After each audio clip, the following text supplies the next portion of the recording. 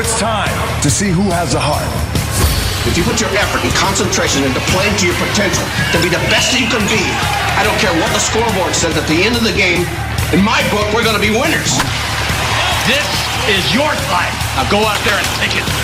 Let me see your war face. Ah! You didn't convince me. Let me see your real war face. Ah! You don't scare me. Work on it. Welcome to a special edition of Applebee's Tailgate Talk, live on location. Don't go away, Applebee's Tailgate Talk is next. Come see all your friends at Applebee's in Athens, Highway 72 West, just off I-65. 12 minutes guaranteed or it's free, Monday through Friday, 11 a.m. to 3 p.m. 7 items to choose from. Can't make it for lunch? Visit them for happy hour, 3 p.m. to 7 p.m. or late night. Half-price appetizers with beverage purchase, 6 appetizers to choose from. One of your favorite teams is sure to be playing on the big screen, too. See you tomorrow at Applebee's Neighborhood Grill, Highway 72 Athens, just off I-65. Daily and Son Car Care is Ardmore's only one-stop auto repair and tire shop. Whether it's major mechanic or brake work or routine maintenance like an oil change or lube job, Daily and Son Car Care has been satisfying customers all over with their fast and friendly service. They're also your headquarters for quality Cooper tires. Stop by and see Wayne, Nikki, or Dale at 25600 Main Street in Ardmore, Tennessee, or call them at 931-427-4651. They're on Facebook, too. Daily and Son Car Care, open Monday through Friday, 7:30 till 5, and Saturday, 7:30 till noon. When it comes to the Wi-Fi in your home, are you in control? Manage your Wi-Fi with the ATC Control app. ATC can help you get the best Wi-Fi experience. Prioritize your laptop while you work from home, or prioritize your streaming devices to enjoy your favorite shows. Ready for a better Wi-Fi experience? Visit ATC's website at www.ardmore.net to download the free ATC Control app today. Certain equipment and or services may be required. ATC is an equal opportunity employer and provider. When things go wrong, State Farm is here to help life go right. And Agent Michael Howell is the one who can help get things back on track. See Michael for your auto, home, life, health, property, and business insurance, and be ready for those unexpected twists that life throws at you. Ask about banking and annuities, too. Call State Farm Agent Michael Howell at 232-5400. Visit him online at michaelhowell.net or go see him at 903 South Clinton Street in Athens. State Farm Agent Michael Howell. There when things go wrong, here to help life go right. Now on a platform near you, the only year-round weekly podcast covering the Huntsville Havoc, the Freak Daddy Havoc podcast. News, interviews, and more. Dropping every Thursday, we'll just reek of the Huntsville Havoc. Check us out on Facebook, Twitter, and Instagram, and listen, follow, and subscribe on your favorite platform via the PAS Plus app and online at reekandhavoc.com. Hey, this is Charles Morrison, varsity baseball coach with Lindsay Lane Christian Academy, and you're listening to Applebee's Tailgate Talk.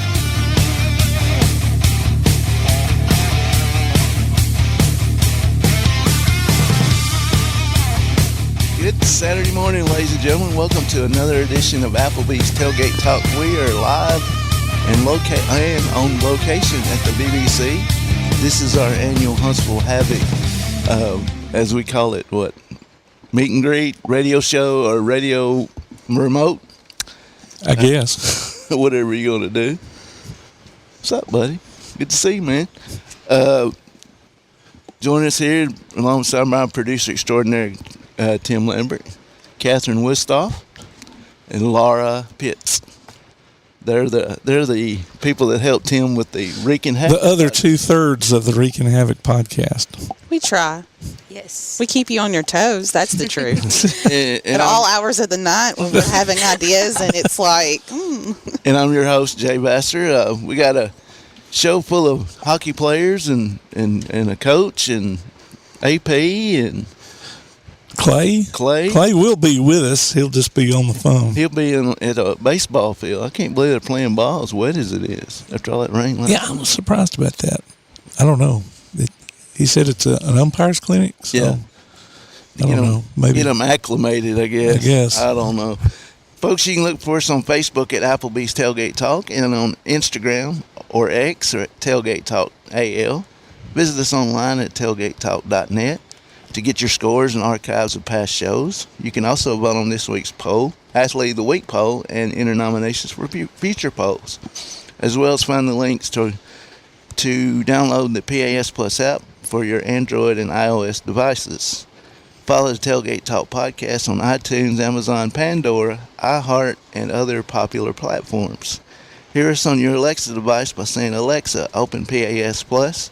Call or text us during the show at 256-812-1TGT. That's 256-812-1848. All our calling guests come via the First National Bank Hotline, making communities great. And the special guest segment is sponsored by Yellow Hammer Roofing. So, tonight's game is somebody's special birthday today, I think. Yeah. Chaos. Wonder how old he is. I don't know. I heard that there's, 14 to 15 other. I've heard all about it all morning about the mascots. It's like somebody from basketball and something. I know T-Rex going to be here. Blooper from the Atlanta Braves is going to be here. The Grizzlies. Memphis Grizzlies. Una of course, and Leo. Quad City's mascot's going to be here. Birmingham's got a Squadron? Yeah, the Squadron, the G League basketball team. My kid rattled them all off this morning. He's going to be here, so maybe Nash.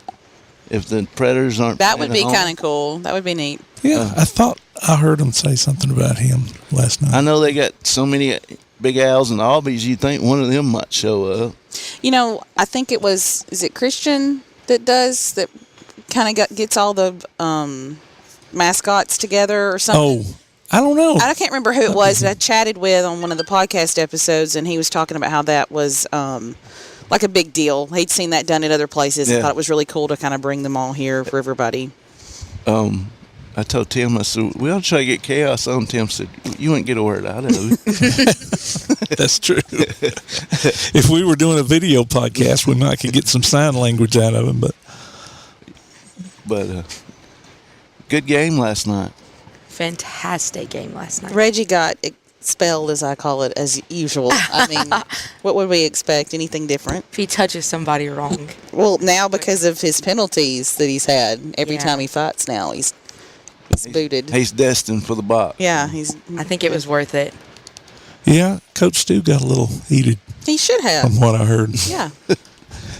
I wish I'd have been here. I don't know what it was about, but I think he got into it maybe with the other coach. I believe it had to do with, was Robo somebody Yes, they laid him out. Laid him out or something. There should have been a penalty called on him on the other team for what they did, and they didn't. And I guess Stu finally had enough of it and lost his composure and kind of went a little crazy. Lost his coaching colors. Yeah, he forgot he was a coach and went back to being a player really quickly. He probably thought, let me go get my jersey on. I'm fixing to whoop somebody. I think that frustration, though, has come from a series of other games prior to this where penalties should have probably been put on the other team, and we're still waiting on some of those to either they're not going to happen or they should have happened, and I think that frustration probably maybe from the Knoxville game. Well, and I talked to Coach Stu here earlier this week for our power play episode, and I asked him about that because there were fans getting in the group saying, when is Knoxville going to get anything? And so I said, fans are kind of up in arms about this, and he said, well, really and truly, he said, I don't have a problem with it because everything was by the rules. I mean, who was it came out of the box?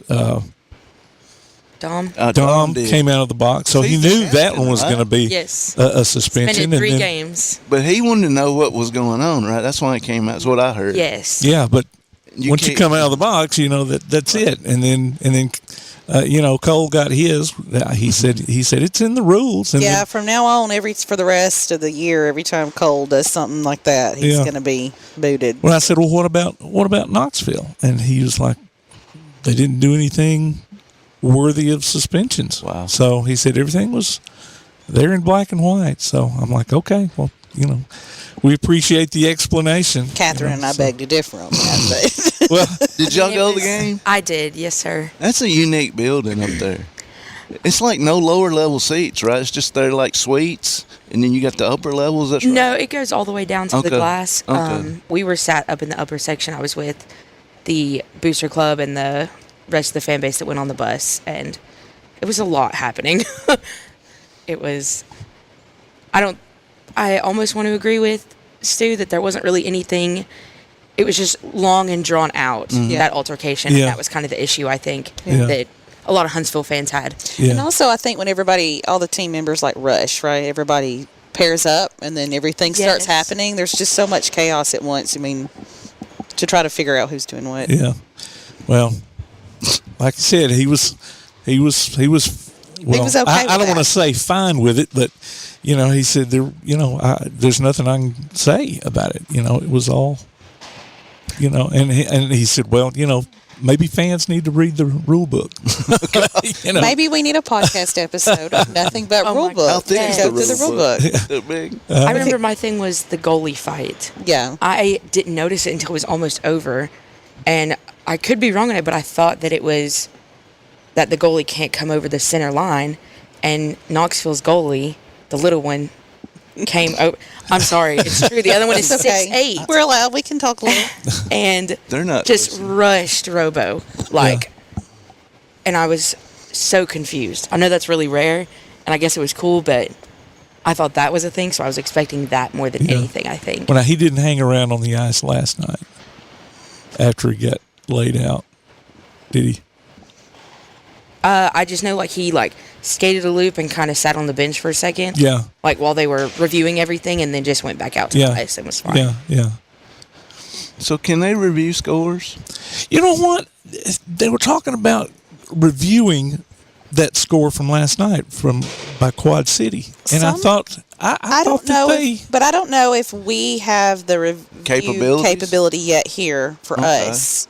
I know that the referees had to go back and maybe they have it now. I know reviewing it somewhere. I know last year they were testing that instant review play at other. I think Pensacola had it, and Evansville, and maybe Fayetteville or someone else. And maybe they've implemented it, and I've missed that for the year. Yeah, because I thought if they had it, that night against Roanoke down here, when that ref went, oh, let me see, no, it ain't. I also can't remember. on top of the on top of the cone. Yeah. I also can't remember if I've seen the reviews on Flow TV. I think because at Pensacola and Evansville, I remember last year they would show it again online, so I don't know. We'll ask Stu about it when he comes up here. Well, changing the subject from hockey talk to let's do some basketball. Let's go to Tim with Scores and more. All righty, we had some area tournament games last night. ABS boys beat Shoals Christian 63-37. So the Trojans will play Waterloo on Monday in the area championship. West Limestone boys. Hopefully that game won't be 11-5. Oh yeah, yeah. There you go. We'll tell y'all when we get through this. And wait a minute, let's see. Because Waterloo was down 2 guys, 2 of their best. Maybe I better go back and check that. Maybe they play Cherokee. Okay. Maybe Cherokee, because it seemed like it was a pretty big score, so I'll have to go back and check that one.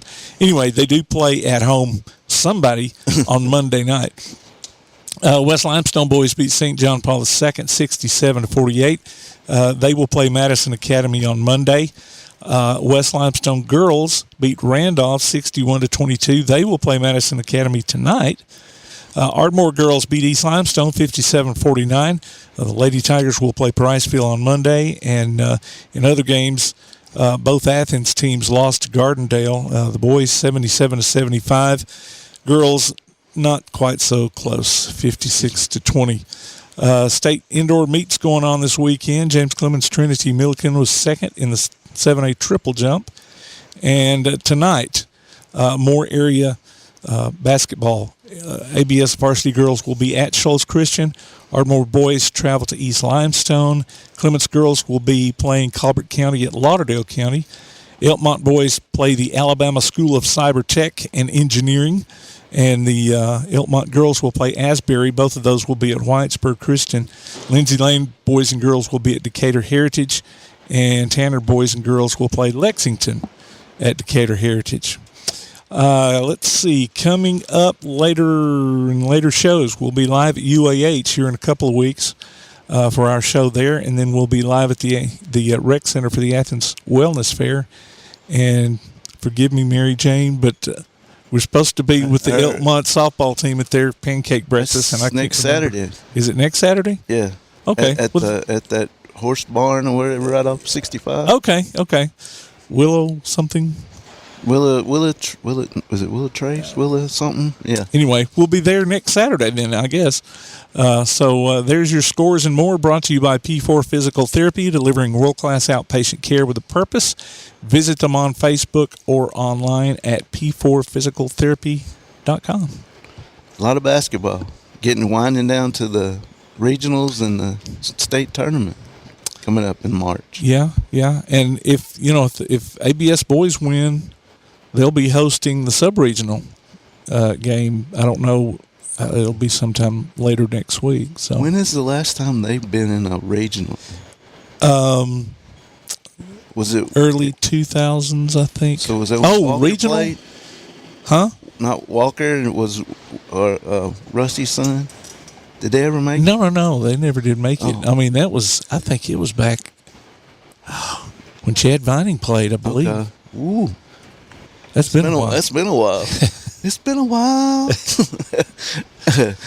But what we were talking about earlier, Laura and Catherine, the Bible school played Waterloo. The boys did, and they were down. Waterloo was down 2 of their best players. They froze the ball the whole game, and the final score was 11-5. Goodness. Feels disrespectful. So I was telling Tim that Saturday morning, he told me, I said, they should have had a shot clock or something. I have a lot of opinions on why we need shot clocks in high school basketball. Yeah. Drives me crazy. Yeah, I don't understand why, of all the things our athletic association in the state does, across everything, a shot clock makes so much sense to me. Yeah, it does. They're going to have to learn how to play with it if they go to college, any type of thing like that. I mean, just implement it. What's the problem? Yeah. And, okay, so they are playing Cherokee Monday night. The boys are? Yeah. Okay. The girls are playing Waterloo tonight. Oh, okay. So Okay. I knew Waterloo was there somewhere. Somewhere in between. Yeah. But, and then, I think most coaches that we've talked to, have been in favor. They like the shot clock. And I know at Lindsay Lane, their goals are already set up for a shot clock. Oh. Because that's where Slate goes, and they have recess or PE in the new gym, so they have shot clocks on there. What is the reasoning behind why they won't do that? Some of them don't have that in order. I don't know if ordered it is the word, but they... Like their scoreboards just don't allow it? They need new... They'll have to get the ones that you have to set in the floor. Well, heck, instead of mounted on the goals. Calhoun has the shot clocks on top of the backboards. Yeah. But I think the ones at high school, some of them, if they get them, will be the ones that sit in the floor back in the day over in the corner. Oh. They don't have the basket capabilities of wiring it up there and setting it on there. They'd have to buy a new goal or hanging up on the wall. They would have to make improvements. Yeah. Oh, man. Spend some money. Some money on something other than other athletic programs. And as we talked to Coach Cleveland last week, money's a big thing in Limestone County. Is getting all this stuff together and all that good stuff. Well, I live over in the Scottsboro area, so I'm on the other side of this. But I even see our parents, that are very involved in section, Pisgah, Scottsboro basketball. I see the comments online, and a lot of them all are the same. I tell you what, wish we had a shot clock. They got a good girls team over there at Scottsboro. They do, man. Yeah. And I like which I had to watch it on NFHS, but Spring Garden. Mm-hmm. That Ace Austin, that's another Caitlin Clark right there. Man, she can throw it in from anywhere. So, ready to take a break? Yep. All right, we're going to take a quick break. You listen to Applebee's Tailgate Talk live here at the BBC, here on the Big 1080 WKC and our PAS Plus app.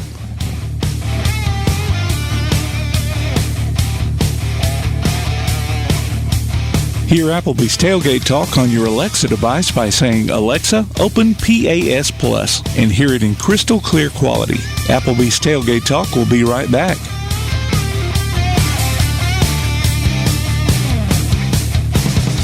P4 Therapy is an outpatient provider offering community-based care with a unique partnership model that allows them to consistently deliver world-class outpatient care, emphasizing personalized hands-on treatment. Whether it's orthopedic, physical, geriatric, or manual therapy, sports or neuro rehab, telehealth, or most any type of muscle or joint pain, P4 Physical Therapy promises to treat you with integrity, compassion, faithfulness, and selflessness. Locations in northern Alabama and southern Tennessee. Look for them on Facebook or online at p4physicaltherapy.com. Bring a little caffeination inspiration to your next event with Travelin' Tom's Coffee of Athens. Turn up the heat in these cooler months with their signature products, including a full coffee menu, white chocolate mocha, lattes, frappes, energy drinks, lemonades, and teas. Travelin' Tom serves events of any size, concerts, neighborhood block parties, high school football games, you name it. Travelin' Tom's Coffee of Athens is sure to make any event a little sweeter. Visit Travelin' Tom's Coffee of Athens on Facebook or call them at 434-1734. Travelin' Tom's Coffee of Athens. What is community? I'm First National Bank Student Advisory Board member Elena Warden from West Limestone High School. And to me, community is supporting those who connect us. First National Bank proudly supports our neighbors, businesses, schools, and organizations to make Limestone County a great place to live and work.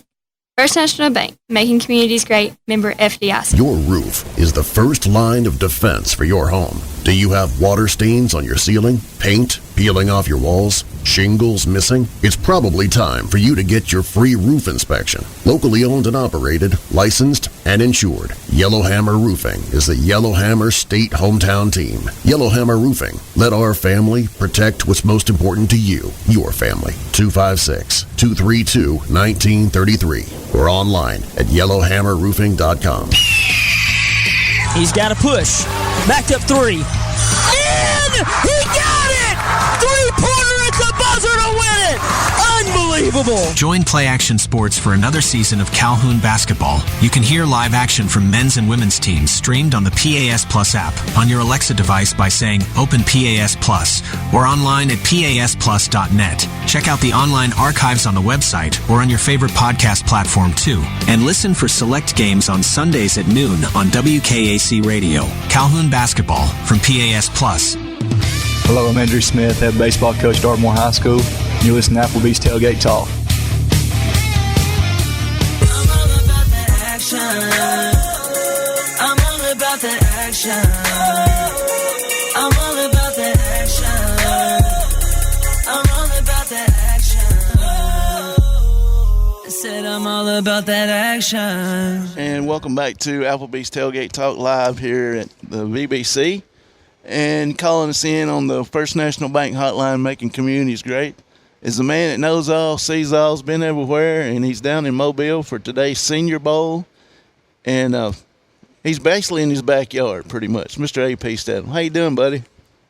Hey, good morning. Good morning. How's everybody in Athens, Alabama today? Oh, man, we're enjoying this beautiful weather after the rain got out here last night. Looks like it's going to be in the 70s tomorrow, so we're just loving it. Nice.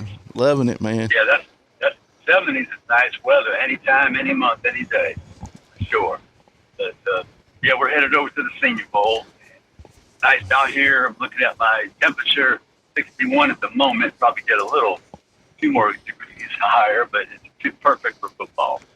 Hey, some great interviews this week, buddy. I know you had a great time and got to talk to. Oh, thank you. And I know you got to talk. Did you talk to Kalen DeBoer? Was it Monday or Tuesday when he come in? Tuesday. The Alabama coach usually comes on Tuesday, and so I had a good position in front of him, and like always, when I hear silence for 2 seconds, then I take command, and then it's all over, right? Yeah. So, your thoughts, if you got to see any of your thoughts on how Jalen has done this week? Yeah, Jalen, I mean, you're not going to change what your skill set in 1 week, but I think that what he has to overcome is that notion that he's not very accurate on the short intermediate passes, and then does he have the ability to process information quick enough? Yeah. Because that's the position of quarterback. Now, my feeling about a quarterback is, can he throw 20 to 40 yards with accuracy, timing, precision, and to the right person, Yeah. And we've seen, I'll give the example, recently San Francisco 49ers, They selected a quarterback from the Dakotas very high. They ushered in Brock Purdy, Mr. Irrelevant, 7th round, last player. They politely escorted the Dakota quarterback out of town, and Brock Purdy is your starting quarterback. So even teams who spend thousands of dollars evaluating quarterbacks, they have issues selecting the right one. But to their credit, they said we prefer the 7th round pick to the 1st round pick, and they managed. And I bet Riley Leonard was glad to be back home for a change. Yes, yeah, he seemed to enjoy himself. Riley is a good teammate, quarterback that can lose the rush, make some yards with those long legs, athletic enough. But those guys are very fast at that level.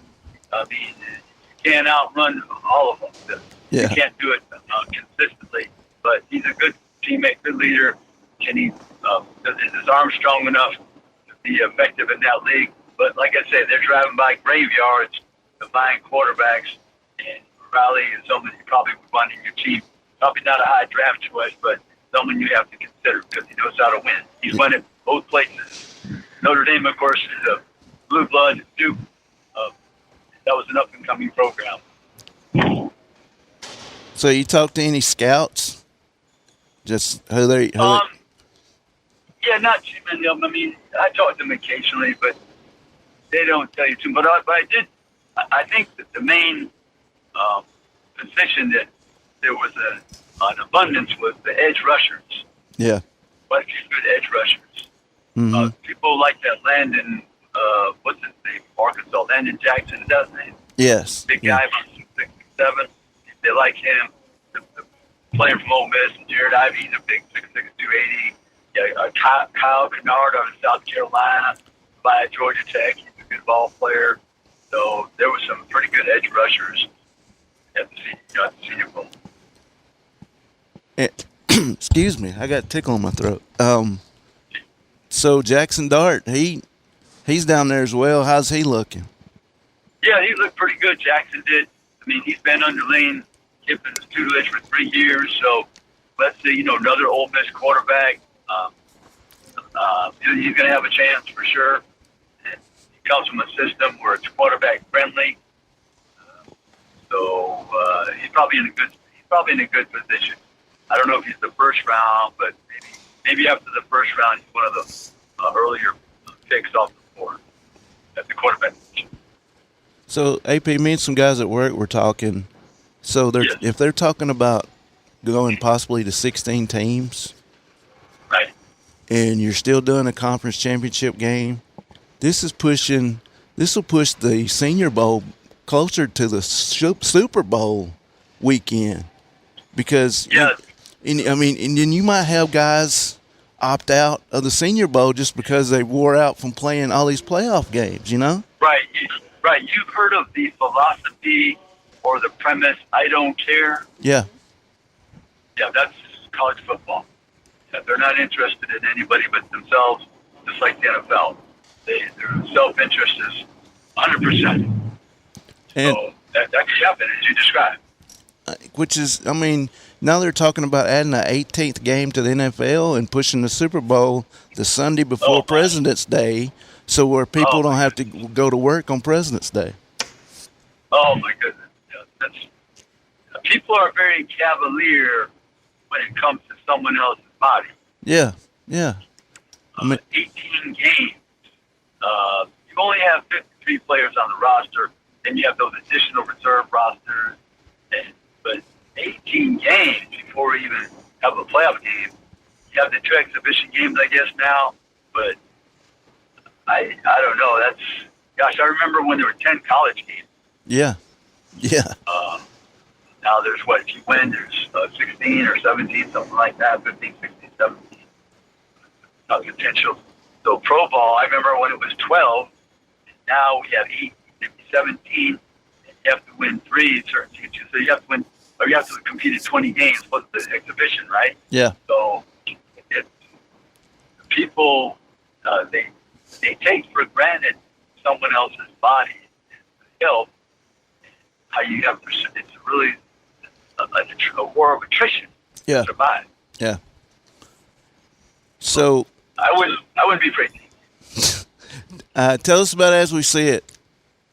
Yeah, AP As We See It.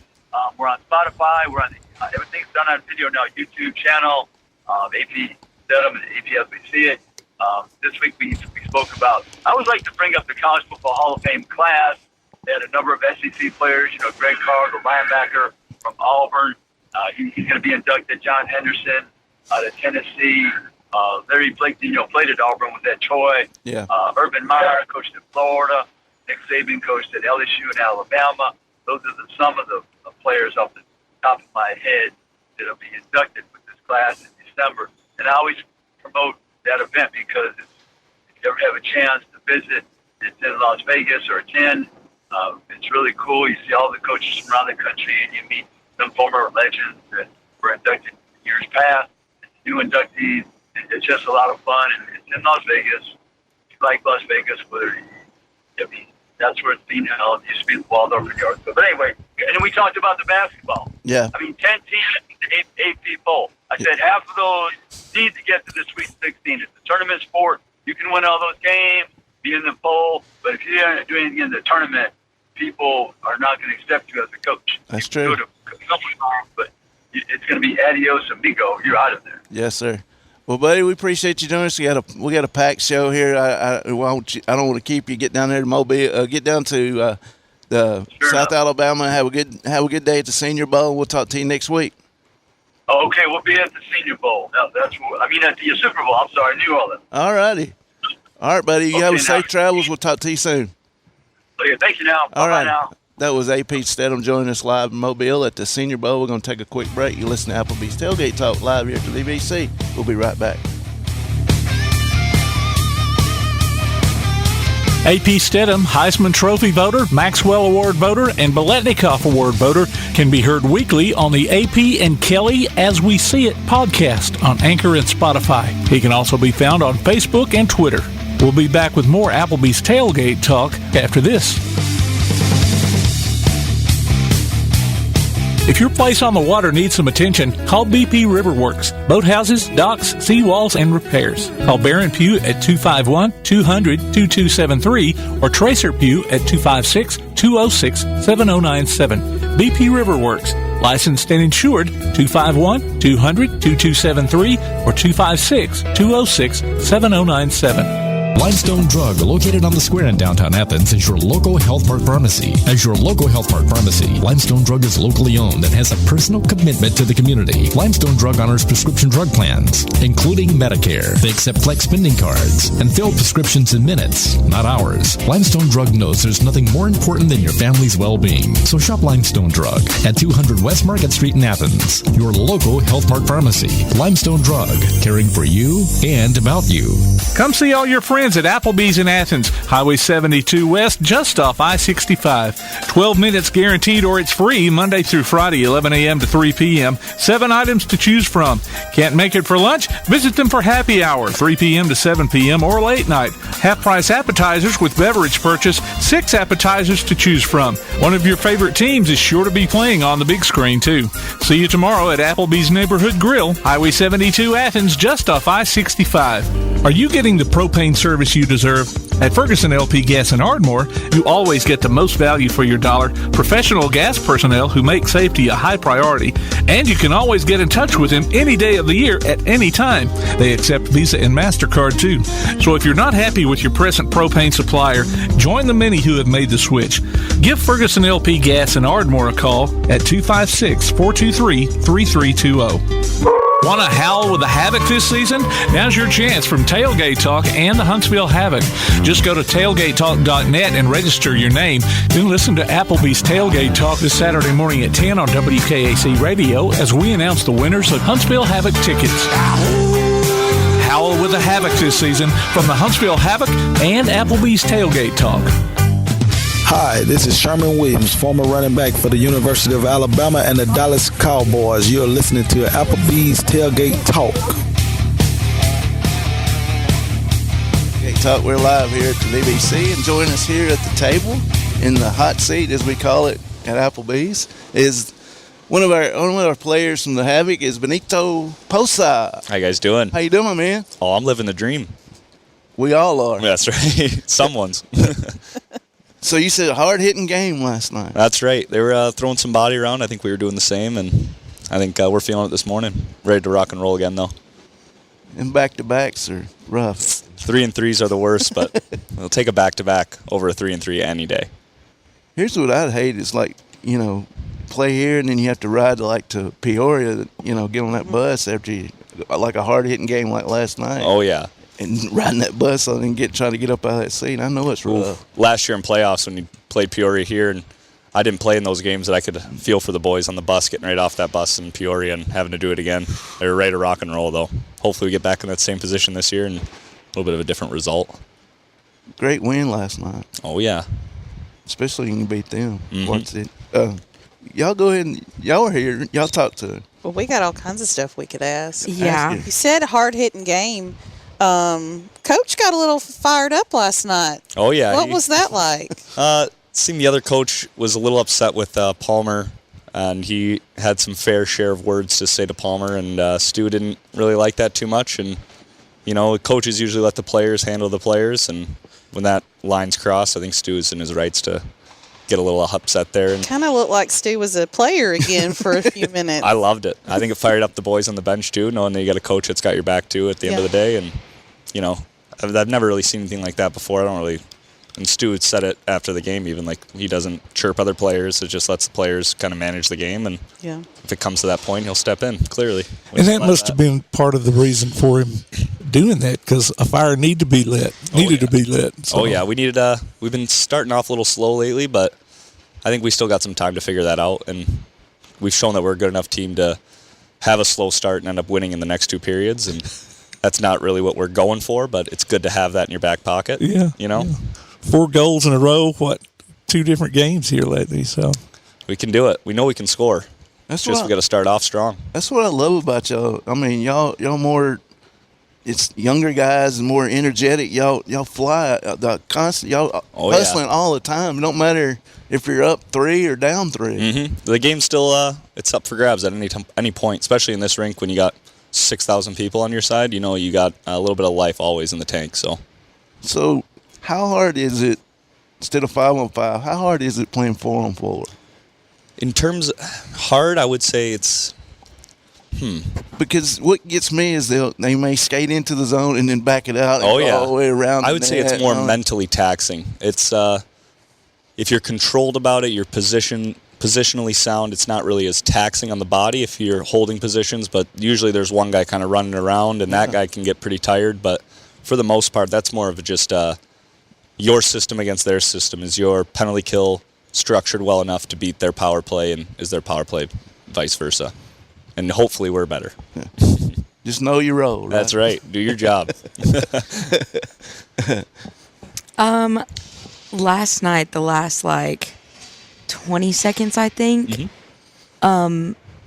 I was here last night, and I saw on the middle of the ice this guy. I'm very confident it was you, chirping at you, and you went right up behind him and whispered in his ear, "We got you, buddy." That's what it sounded like. He turned around and can I ask what was said, or is it not appropriate? I probably shouldn't repeat what I said, but I wasn't really expecting that reaction out of him, but I tried to sneak away after that and act like I didn't do anything, and the ref caught me. So I was skating back to the bench. I didn't do anything. He slashed me, and I'm probably deserving of that penalty. But center eyes, buddy. I would have died on that podium. I didn't do anything wrong there. What do you think is the challenge? We're in the dead set middle of the season. Mm-hmm. I mean, anything can happen with the points and the standings. So what's the challenge you guys have to figure out as a team? I think it's, this might sound rude when I say this, but for you guys, it's easier to go look at the standings, be okay, we're in second. Yeah. We need to be in first. We just need to win a couple more games. And for us in the locker room, it's more, what do we need to fix in our game just to be that much better each night? Yeah. And we know that we can win games. It's just making sure that our, D zone is really structured and locked in, and our O zone is the same. And we have that stuff that we're really worried about, and then kind of the points and the standings will come along with that if we're doing our thing. Yeah. I mean, I know at the end of the season, it's all about who gets home ice where. Yeah. But I'm always a big proponent that you don't have to sit at the top the whole time. Yeah. It's okay to be a little fourth place or a little bit down there and kind of get yourself back up. So. You don't want all that pressure being exactly. All that rat poison. We were talking that we lost that first place spot. That might have been a little bit of a blessing and a curse. You know, we lose that first place spot, but it kind of kicks you in the ass a little bit. Like, we got to get going. Yeah. You know, get that spot back, and we know we're capable of it. And you said you guys got a lot of guys that are, worn out. You're tired. You're getting to the mid-season blues. It's getting there. So how do you guys, maybe even you personally, how do you keep yourself conditioned and both mentally and physically to keep pushing because you got a lot of time left? I think it's a lot of credit to Cody Miller, our trainer. He does a fantastic job keeping good care of us, and anytime we got a problem, we go right to him, and he's always willing and able to take care of us, and he's the best in the business for a reason. And I think when you have this group of guys that are this close, it's kind of easy when you're going through the same thing just to come in the locker room and not even really complain about how much you're hurting because the guy next to you is feeling the same way, so you just kind of shut it off and just make light of a situation and get ready to go have some fun tonight. Okay. So I know when you have call-ups, guys go up, is it hard? I don't say hard, but is it hard to gel with the new guys that you may bring in? Or at first, yeah, but I think like the culture that we have here in the room is that you're either going to come in here as a new player and you're going to buy in completely to what we believe in, and if you don't do that, I'm sure Stu will catch on pretty quick and we'll find someone who does. And I think we don't have that problem here. I think everyone comes in and they see how great it is to play here and how much the guys like Stu and Ty, and we work for them and we love it here. So it's kind of hard to not buy in when you're in this building every night. So for me, I've always wondered this. So for fighting, so you chirping at a guy, and say your line changes. Yeah. Do you go to Stu and say something's fixing to happen here in a minute? Do you tell him it's fixing to come? Or? My last year when I fought here against Fayetteville, I remember me and the guy chirping each other back and forth on the bench, and we both kind of agreed, like, okay, next time we're on the ice, we're going to fight. And I'd turn around to Stu, and I was like, I'm not going on the ice again until that number 16 goes back on the ice. So I sat there and just watched and waited for him to go on the ice. And as soon as I saw him, I was like, I'm going. Stu said, yeah, go ahead. And you just kind of go out there, and that's when you start seeing black a little bit and just letting the emotion take over. But from there, it's usually fun. So what determines a game misconduct when you get thrown out for fighting? What determines that? Yeah, you can't continue an altercation. So running your mouth afterwards. Yeah, like that guy with Reg last night. Like when the refs are in there grabbing him and he's still throwing punches, that's continuing altercation. He'll get suspended for that, or should usually get suspended for that. Or if two guys are fighting and I go in and try to help out my teammate, I'll get suspended for that, third man in. And some little majority of the fighters, I would say, know the fighting rules. Like, they're well-versed in them. Like, Reg won't jump in as a third man in. He knows he's going to get suspended. He might do it if he wants to, but he knows in the back of his head he's going to be suspended. And I've seen it happen before where he comes off the ice. He's like, that's 2 games for sure. And so we kind of know the limit. We kind of know when the limit can be crossed if stuff's getting a little out of hand. But I think we do a good job policing it. And I think the guys in the locker room know that. They got some guys in there that'll stand up for them. Yeah, we were talking about it earlier in the show, and I asked Coach Stu about it earlier this week. All the suspensions that came out of the Knoxville game the other night, and fans were all up in arms about why didn't Knoxville get anything? And so I asked Stu about it, and he said, well, they didn't do anything that was against the law or the rules. Yeah, it was it was a bit of a melee, but it wasn't too crazy. I mean, some guys, Palmer really, I think, took the worst of it in that one.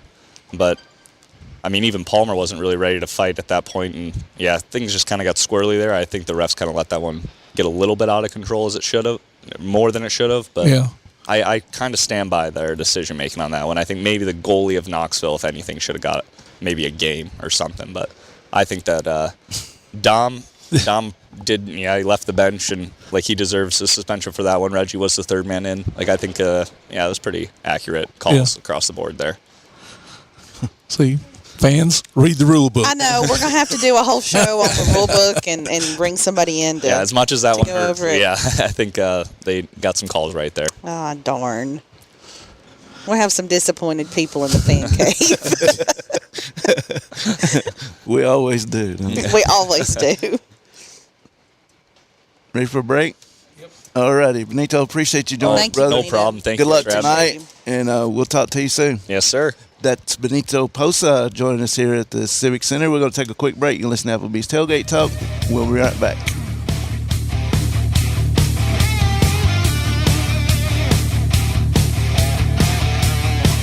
Congratulations to Kenley Thornton, Hannah Mahaffey, and Allie Grissom, this week's Howl with the Havoc winners. They each pick up tickets to see the Huntsville Havoc in action this season. Go to tailgatetalk.net and enter your name. You may be our next winner. Tailgate Talk will be right back.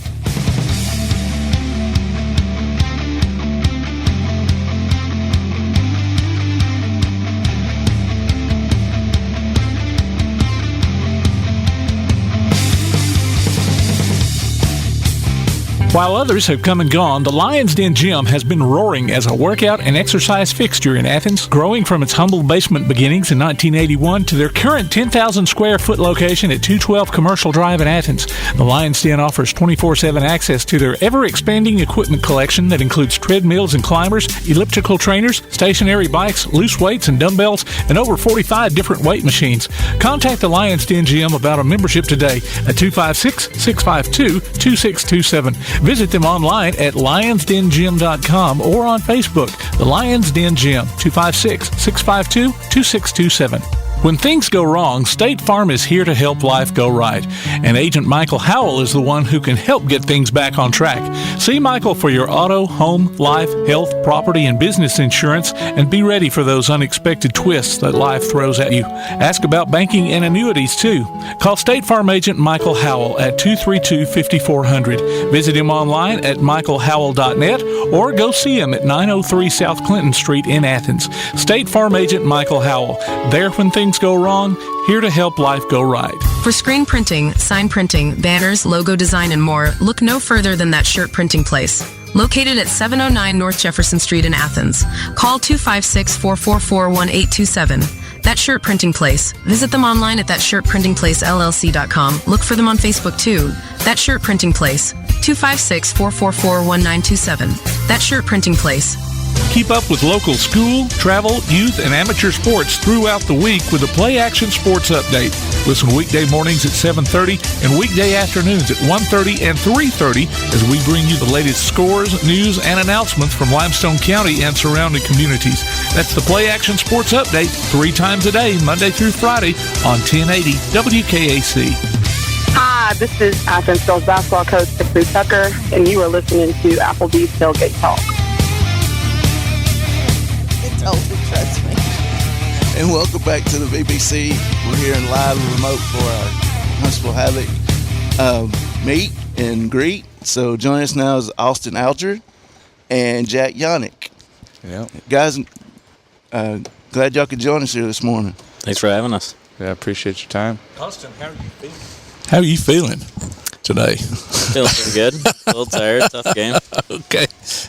I knew you kind of had a rough time there last night. So. Oh, yeah. It was a physical game. I think we're all feeling it a little bit, but we're good. How do you guys get back up in the morning? No, you got to go do it again. Like, what's that mentally like? Well, it's kind of a gamble whether or not you're going to get, enough sleep sometimes because adrenaline's going after a Friday night game. But usually it's just, your recovery routine. It's getting up in the morning, make sure you're doing something, getting a sweat, and just trying to prepare for the next night. So, not knowing if tonight's going to be the same as last night, or if it's going to be, more physical. Never know. That's true. Yeah, you can usually bank on it being physical, but I think everyone's prepared. That's what I always hated about back-to-backs. Like, come on Friday night, y'all have like maybe a good scuffle, then Saturday night, nothing happened. We're like, really? We just got off a big scuffle the night before. Let's get some more fighting and stuff in. But yeah, congratulations on the win last night. I know they jumped out early on the lead, and y'all just scored, boom, just like that. So congratulations on that. Thank you. And you get them again tonight, so maybe get that sweep. Yeah. That helps out get those other 2 points. Oh, yeah. So, do you, lots of chirping going on. It's crazy. Okay, we know what happened last night. Reggie got into a nice little fight, as usual, all those things. Same team tonight. So when you guys come back out there, do you guys carry all that frustration, anger, this chirping from the night before? Is it a clean slate for everybody? Are y'all bringing some of that stuff back the day after? I think like it's hit or miss sometimes. Like tensions usually boil over from the night before, especially if you're playing a team multiple times. But it's a new night, and sometimes it could be less physical, could be more physical, but definitely they know which guys to watch out for, and we kind of know that they're going to be physical, so we'll bring it more tonight. So.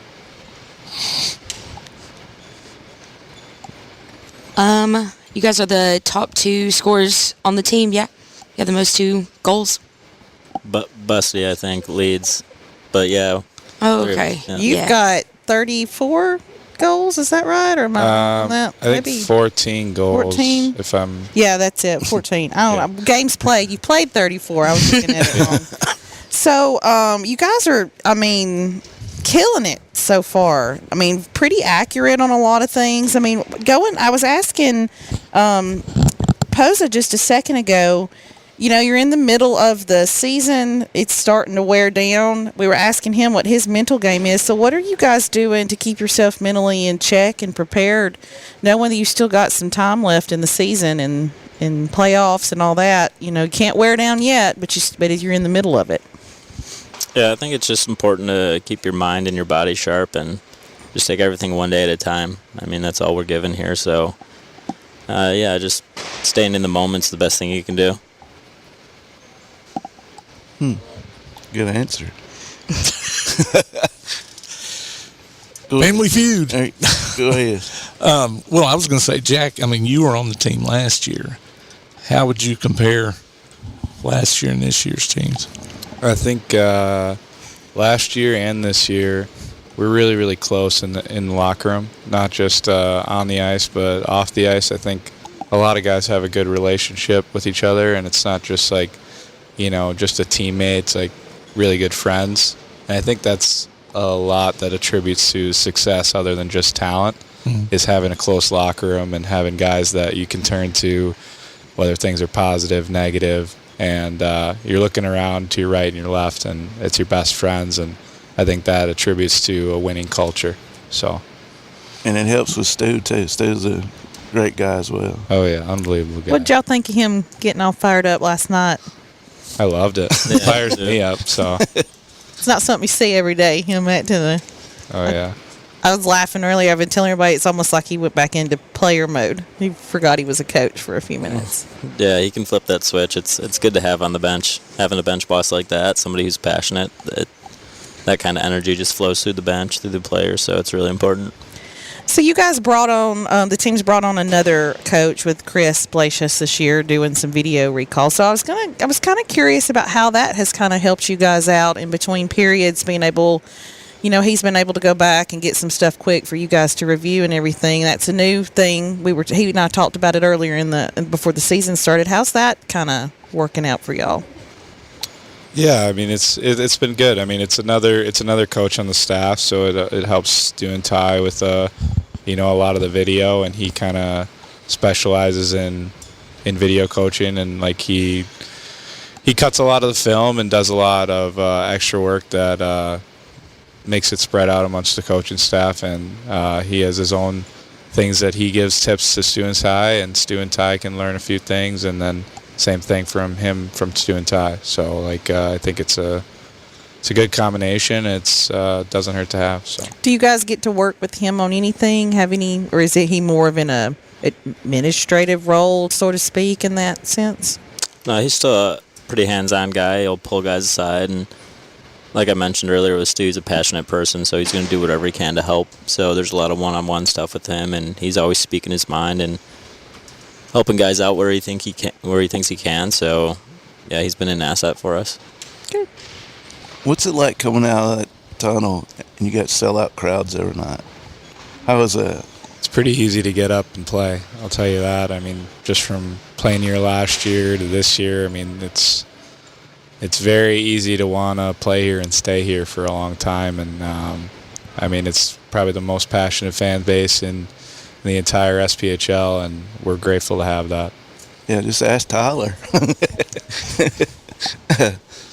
Yeah, he was here for a few years. Still is. And still is. Now, I mentioned Jack was on last year's team. Austin, you're a new guy.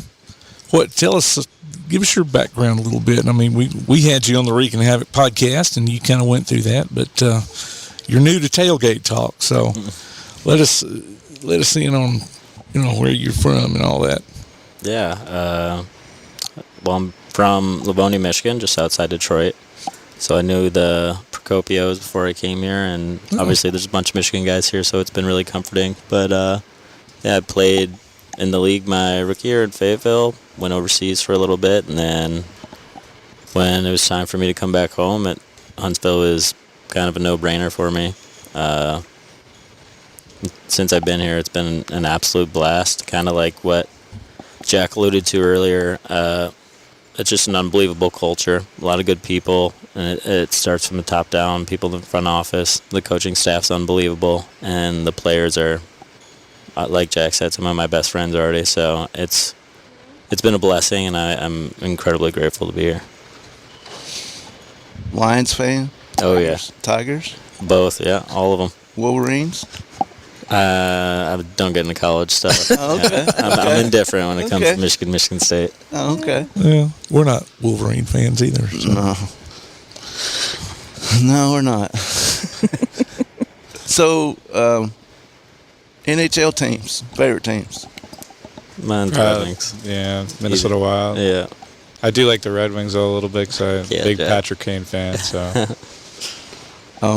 my son, he's just, I don't know what it is, but he's enthralled with mascots. And every time they have the All-Star game, all the mascots get together, and he's like showing me videos. Well, he loves it. I said, you need to be one of them one of these days. He said, well, what do I have to do to be one? He needs to be at tonight's game. I know. I was going to ask real quick, team, you've pretty much played everybody in the league so far. So who's giving everybody a run for their money that's not y'all? Like, who's the ones that maybe you got to be watching? You're maybe even a little intimidated yet to play, even though we know there's no intimidation in the Wolfpack. I don't think we're intimidated, but there's no reason not to be on your A game when you play teams like Peoria. They're physical. They've got a good system. They have a lot of the tools it takes. So for me personally, I think that's the team to beat, and I think that's where a lot of our team would agree. Yeah, it's probably where our head's at, and I think Roanoke's always a good gritty team. Like, it's always tough games against them. I know they've handed us a couple losses this year, but it's just one of those things where you just gotta be on your toes versus those two teams for sure. Yeah, well, you can't let your guard down against anybody. Exactly. I mean, not at this moment in time. Huh? Well, this part of the season too. Yeah. Points matter. The standings right now, it's it's tight, and you're gonna run for first with us in Peoria, and you got every other team. It's like it's competitive every night. You can't ever let your guard down. So. Well, guys, we appreciate you joining us. We're going to take a break. Jack, appreciate it. Good luck tonight. Thank you. Austin, good luck tonight. Thanks for joining us. Absolutely. So we're going to Jack Jaunich and Austin Alger. We're going to thank them for joining us. We're going to take a quick break and listen to Applebee's Tailgate Talk on the Big 1080 WKAC and the PAS Plus app.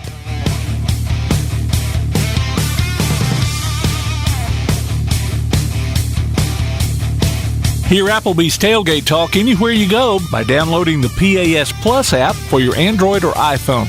We'll be back with more after this.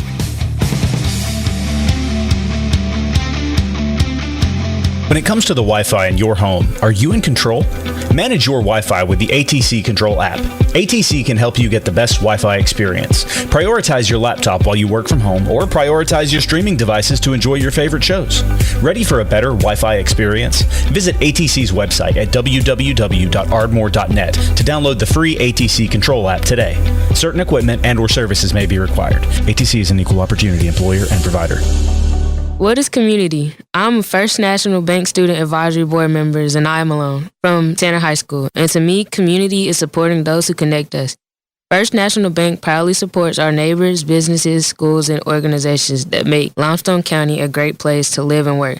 First National Bank, making communities great. Member FDIC. Limestone Drug, located on the square in downtown Athens, is your local Health Mart pharmacy. As your local Health Mart pharmacy, Limestone Drug is locally owned and has a personal commitment to the community. Limestone Drug honors prescription drug plans, including Medicare. They accept flex spending cards and fill prescriptions in minutes, not hours. Limestone Drug knows there's nothing more important than your family's well-being. So shop Limestone Drug at 200 West Market Street in Athens, your local Health Mart pharmacy. Limestone Drug, caring for you and about you. PASnetwork.net. It's now your gateway to the Play Action Sports Network.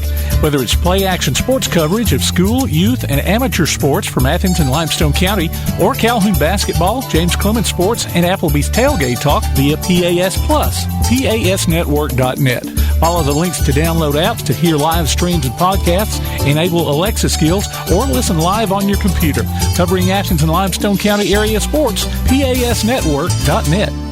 This is Tyree Washington, 400-meter world champion in track and field, former NFL player, and you are listening to Applebee's Tailgate Talk. And back here at the BBC with Applebee's Tailgate Talk, and joining us is the man that runs the show, Coach Stuart Stefan. How you doing, Coach? Doing well, yeah. Hey, congratulations last night on a big win.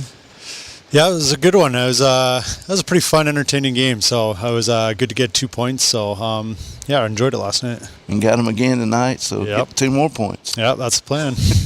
I wonder why it was so entertaining.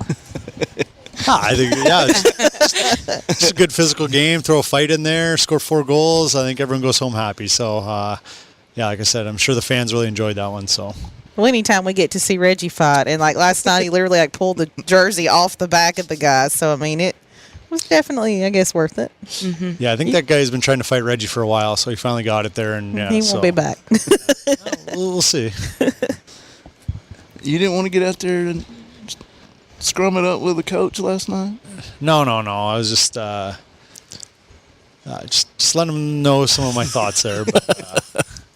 Yeah, no, nothing like that. But well, that kind of lit a fire under your guys too. Apparently, I mean that wasn't really the goal of it, but yeah, I was just kind of sticking up for my players there. Their coach was kind of yapping at some of our players and stuff like that, and I don't know. I personally think that's unprofessional. I don't ever yell at the other team's players. It's like let the players do it. You're the coach, you coach, and let the players handle their stuff out there. And he was yelling at some of our players, so I was just kind of sticking up for my guys there and just letting them know.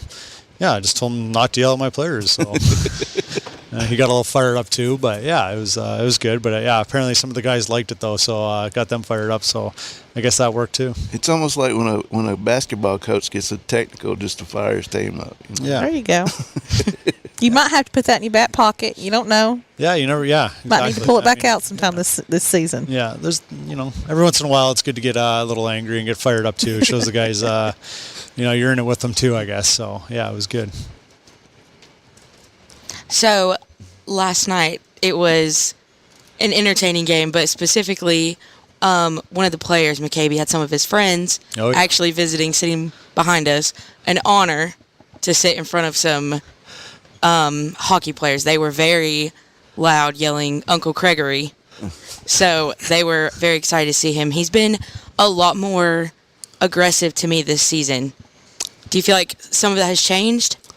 A little bit. I mean, when we brought him in last year too, he was actually a pretty physical player. Like threw a lot of hits, but he's probably got a little more confidence in the league this year and stuff like that. So yeah, he's not afraid to kind of mix it up a little more this year for sure. So his buddies were here yesterday morning there for our skate in the morning too, and he gave them a tour and they were all fired up for it. So again, some guys that he went to college with, played hockey with, so I know they were really excited, really liked the arena. And then after the game, talking to them a little bit, they were fired up. So it's always good to come down and watch a friend play. And yeah, I'm sure Caber had a little extra juice in him last night too, because he had his buddies here too, so it was good. So got to be the same way tonight though. Another sellout crowd too. Yep. Man, how is that coming out and you say, oh, again?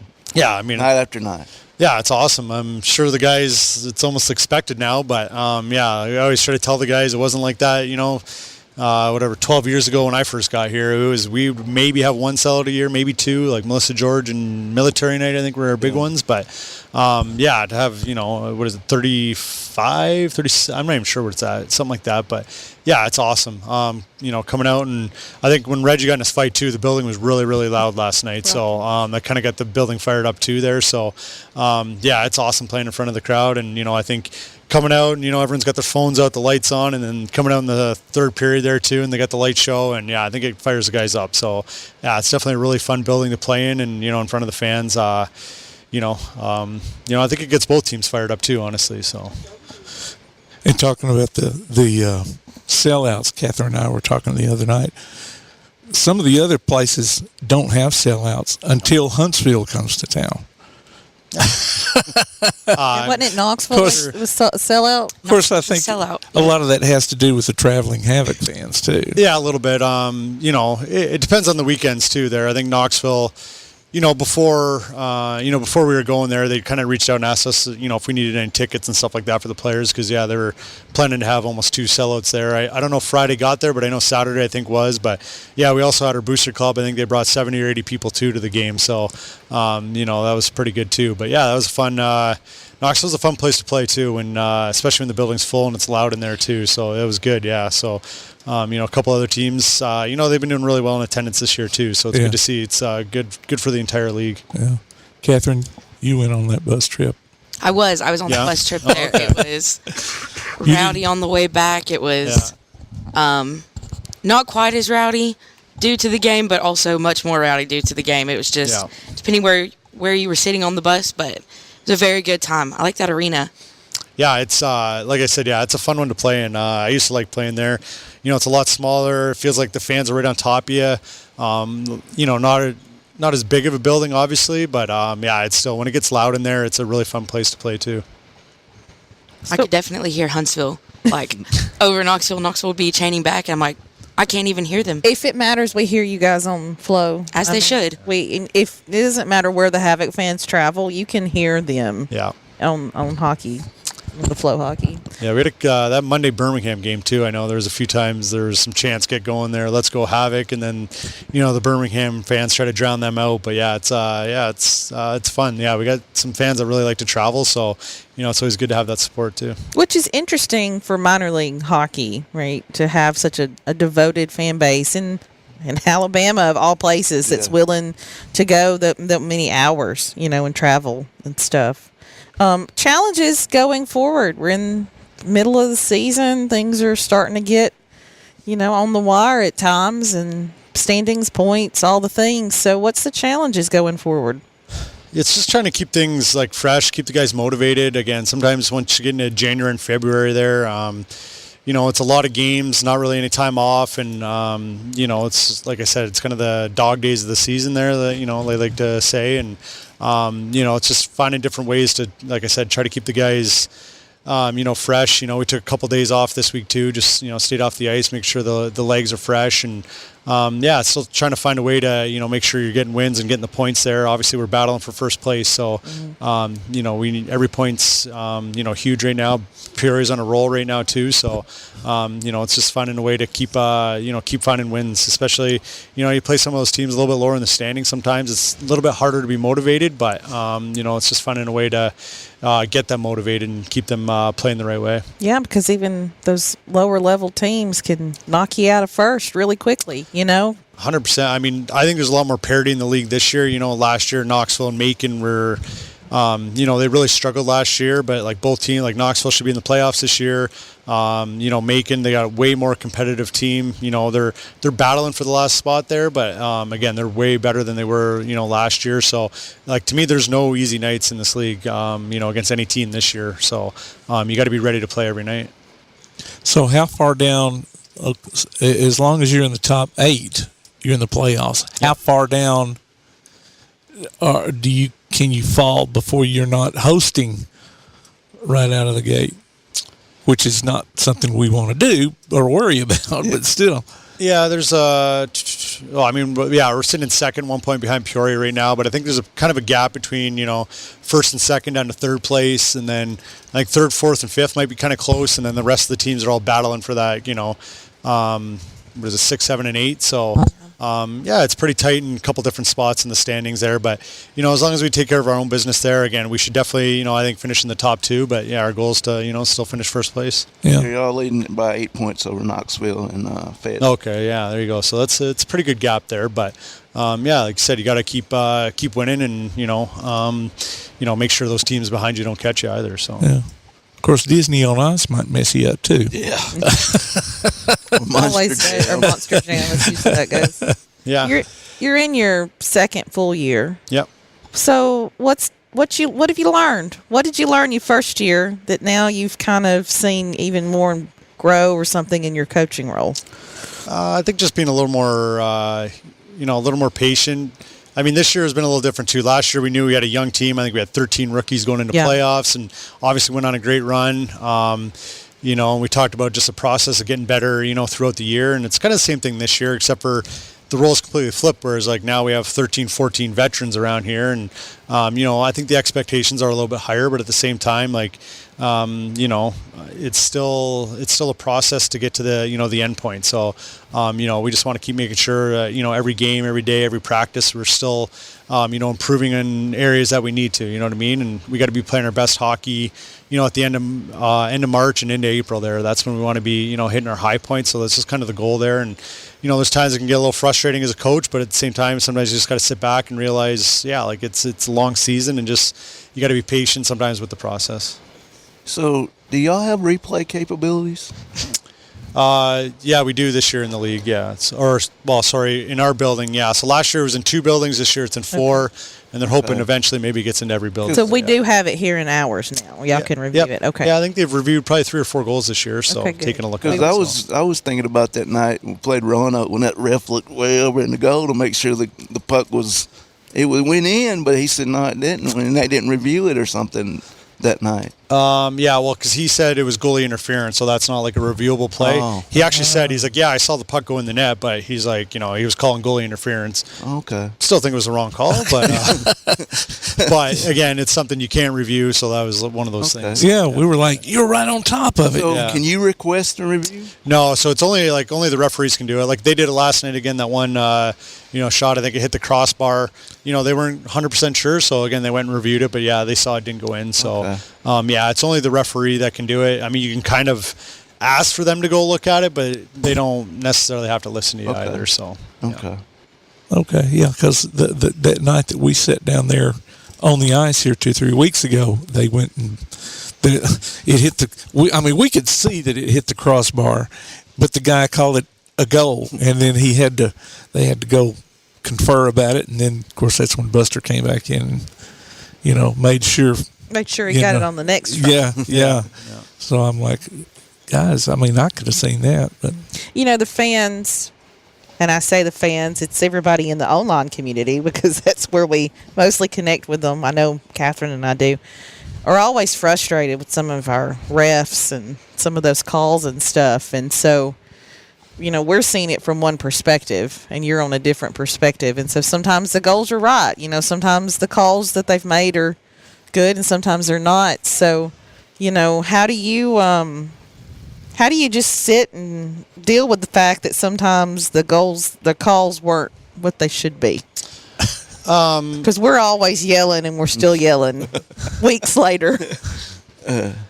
I think the biggest thing, like in our league, it's just like, again, we're, there's the NHL, American League, ECHL, and then like our league too, right? There's a lot of these referees, like some of our players, they want to, they play here, they're trying to get better so they can move on to the next level. Same thing with a lot of these referees. Like this is like, maybe they've reffed some youth hockey or junior hockey and then they've moved up to here, but they're also learning too. So you got to be patient with them too, because it's, sometimes it's newer for them too, you know what I mean? So, if they're moving up a level, sometimes the pace of the game gets a little bit quicker for them too, but, as part of it is they just got to, they got to get their reps and they got to, learn from things too. So, you can't always and you can't blame the referee, and the last game against Pensacola here, the referee missed a call, but again, at the same time, it shouldn't have been a 4-4 game. If we took care of business for the first, 59 minutes, if we had a, 4-goal lead and then they get a, referee makes a bad call and they score a goal, it doesn't matter because, we took care of business. So,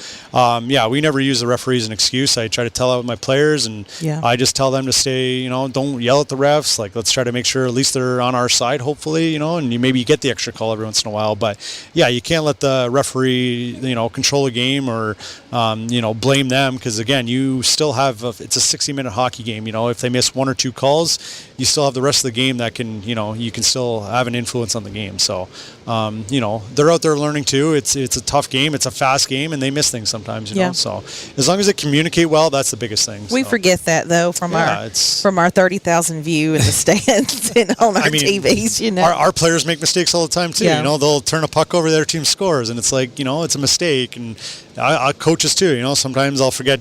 Maybe I'll put the wrong player out that I didn't want, or things happen. I mean, everyone makes mistakes, and the referees do too. But obviously the spotlight's a little bigger on them. But at the same time, to me, as long as they communicate well with me, I never get mad at the officials if I can help it. So yeah, and I mean, when you're sitting down there on the ice, you can see how guys cannot see that open pass that they could make, like you could, like we're up there on the upper deck saying, he's open, and there's a lot of bodies that block their view a lot of times. Yeah, you got someone trying to come and hit you, and there could be another guy in the way, and you don't see that guy over there. And the same with the referee. Sometimes, maybe a guy skates right in front of him at the same time. Maybe there's a penalty, and it happens a lot. A guy gets a high stick, and ref will come over. He's like, sorry, I didn't see it. There was a guy in my way, and I couldn't see it, so I can't call it. And so stuff like that happens. But yeah, just like the players too. Again, they're trying to make the best play, but it's always a lot easier up top. So that's for sure. Game's a lot slower up there. If you're right down on the ice, the game's a lot faster. Oh yeah. I was also going to ask you about some new guys on the team this year, standout players in that new field. I mean, what's your perspective on some of the new guys that have come in? Yeah, like I said, we had a pretty good group come back from last year, but then we had a couple, like Austin Alger's come in, been a really good player for us. He played in the league 3 years ago, I think, was Rookie of the Year there in Fayetteville, and then he was playing over some pro leagues over in Europe and stuff like that, but wasn't enjoying his time there at the start of the year, and was kind of a player we reached out to, and I brought him in, and he's been a really good player for us. It's good to add some veteran leadership, and he's got a lot of offensive ability. He's been scoring a lot of goals for us, so he's been really good. And then just Sam Ruffin came in a few weeks ago too. Again, been a player, playing at the next level there. Kind of had a bit of a tough go with it this year. Got traded from one team, and then maybe wasn't in the best situation with his new team, and just honestly wanted to come and just play hockey. And he's come in, been a really good fit too. So a couple of really key players coming in, and then we got a couple guys called up right now too, and we just brought in Cam Cervoni too, defenseman. He's actually made a really good impression here in his first 4 games. We called him up from the Federal League, so kind of a league below us, but been really impressive. So it's good to we got 20 guys here right now, and any night any of them can contribute to our team right now. So it's really good. And last week we had the new goalie kind of stepped in. Yep, Troy. Kind of got thrown into it pretty quickly, I would say. How's your perspective on that?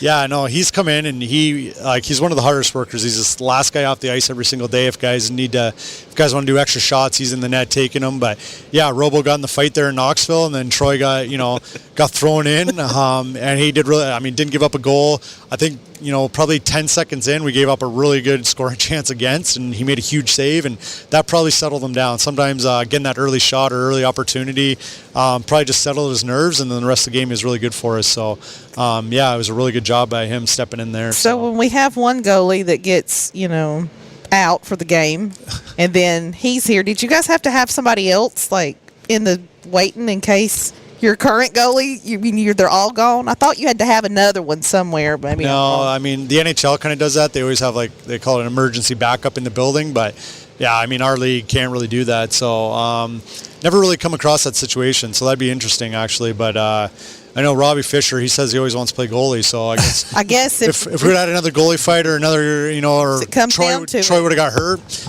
would have probably been Robbie Fisher jumping in that, I guess. Okay, so, yeah. So we need to see some for practice of Robbie in the goalie net. That would be really good. I think that'd be really good. He asks me all the time. He's like, can I play goalie today? I'm like, no.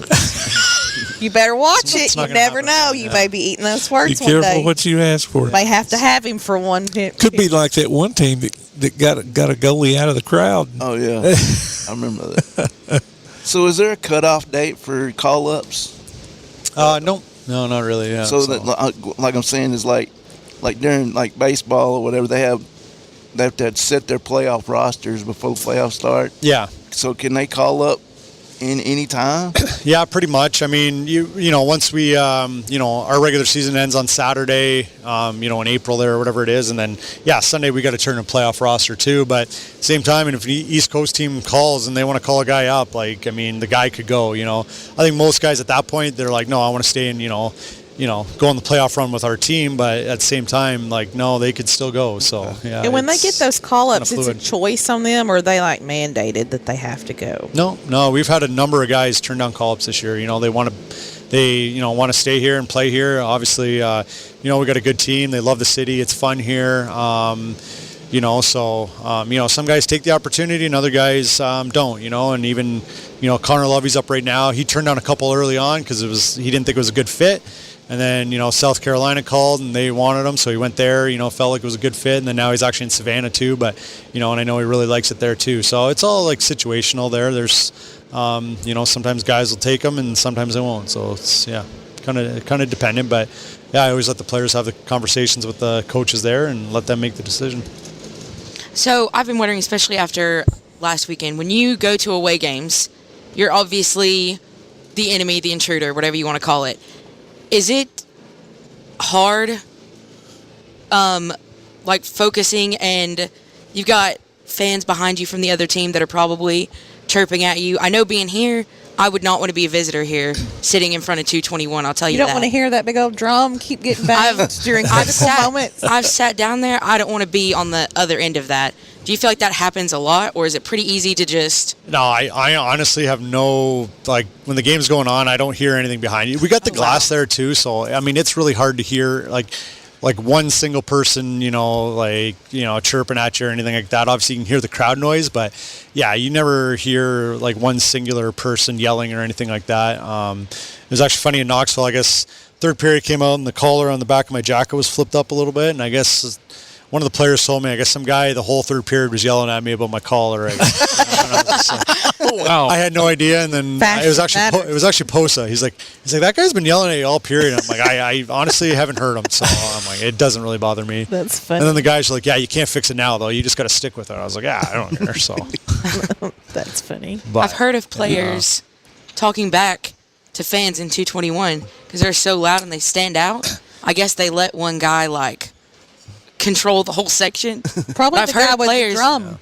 Yeah, probably. I've heard him talking back to them over there. Yeah, so the players, I don't know. I guess sometimes the players here, I don't know. Maybe it's just me. I just don't. I just drown it out, I guess. But I don't hear it. But I've had situations where our guys start yelling at fans too, and I'm just like, just stop. Why? Don't. Yeah, I was gonna ask, is there ever a time when you have to be you have to tell the guys, don't do this? You ever had those moments, stop it? Or even fighting, I was just thinking, is there ever a time where you're okay, we don't need any crazy fights tonight, we've got to stay on our game? Do you ever have to have those conversations? Yeah, a little bit. I mean, the one I said earlier is if one of our guys starts yelling at the referee, I will get on him. I'm like, no, that's not what we do. It's not how we do it here. We don't yell at referees. Right now, with Dom being suspended, we only have 5 defensemen. So it's a little bit of, you basically tell your 5 defensemen, hey, unless, I don't want you guys getting in a fight, really, because you need those guys to play the game. If one of your defensemen's out, now you're down to 4. So, I don't mind if a forward fights tonight, but one of our defensemen, unless if it's, maybe someone takes liberties on one of our guys, and then our guy jumps in. If he's sticking up for a teammate, sometimes you don't mind it, but at the same time, I'd rather have a forward do it just because, we're a little bit shorthanded on the back end right now. So, yeah, there's times. I mean, I didn't know. Sometimes it happens, but yeah. Well, I didn't know if you had to have like the coach, come to Jesus meeting about who can fight tonight and who cannot, or who can do this or who can't. I didn't. No, it's if you got a full lineup, I'm like, yeah, it's fine. Anyone can go. But sometimes when you're shorthanded, it's like, hey, let's make sure we're being a little bit smarter tonight. You know what I mean? But I've had to have the conversation with Dom a few times. So now this is Dom's last night of suspension, right? Yeah, he's just got tonight's game, and then he'll be back next weekend. So, okay, yeah. That's what I thought. So what do they do when they're suspended? Do they still show up, or they just get like an extended break to just? Well, like this morning here, so I mean, we call it a bag skate. So he basically goes out on the ice, and one of our coaches puts him through a really hard skate, like kind of a workout on the ice to make sure, again, he's staying in shape. So he had to do that this morning, and then he'll come to the game tonight. I think he usually sits with Keith and Becky there, the owners. So he was sitting down there last night. So yeah, they come to the game and watch, and he's our captain and stuff like that. So he comes in kind of in the intermissions there, and I'll even ask him like, oh, what do you think? Seen anything? Kind of bounce some ideas off him too. So I didn't know if they were allowed to have any, conversation or interaction once they get the suspension or anything. I don't know if it was a league rule. Yeah, I mean, they're just not allowed to go for like warm-ups. Obviously not allowed to play in the game. He's not allowed on the bench or anything like that. But yeah, you can still be around. That's cool. Yeah. Okay. And you say a really hard workout. That's not like making a guy run because he got in bleachers because they got or it could be. Depends on if we're having to come to Jesus meeting. I mean, it's kind of like that, except for obviously you're on hockey skates and you're on the ice. So, So he's probably really tired right now, I'd assume. So. I would assume Reggie would be tired a lot this season then too. I mean, that was just his first suspension last weekend. So last Sunday there, I think that's the first time he's been suspended, or maybe one earlier in the year. But yeah, so that's funny. No, Reg has played in most of the games this year. Honestly, maybe missed 2 games. I think one of the first series of the season. Yeah. Yeah. So do you ever but with Reggie, we know he's either going to stay in the game and be in it, or there's going to be a fight that happens. Do you think about those things when you're like, okay, well, let's see how long he stays tonight or how long it takes? You ever have that moment? Or is it just us fans that are sitting there anxiously wondering it? I mean, I'm not. I mean, Reg is always, that's kind of the role he plays. He's always going to stick up for his teammates, which is awesome. It's, why all the guys on the team love him. And, I mean, sometimes it just really depends on the game. Like last night, again, it was a little more of a chippy game, lots of hits, and, some of that stuff happens. And, some other teams you play, like a lot of that, sometimes that stuff doesn't happen. There's a few other teams in the league this year that, there's just not a lot of that kind of stuff going on. So it's all just dependent on the game.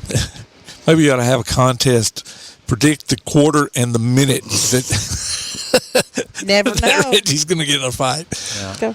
I really feel like specifically Reggie this year, at least what I've noticed is it feels like I'm seeing a lot more of him staying in games a lot more and a lot more skill. I personally love to see that versus him getting suspended for getting in fights all the time.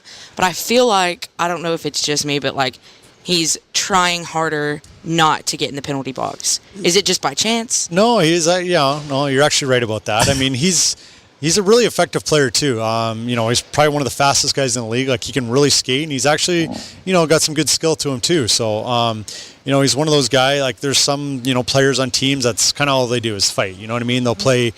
They'll get 3 or 4 shifts in a game, play only a couple minutes, but like Reg, I can put out, he's out on our penalty kill.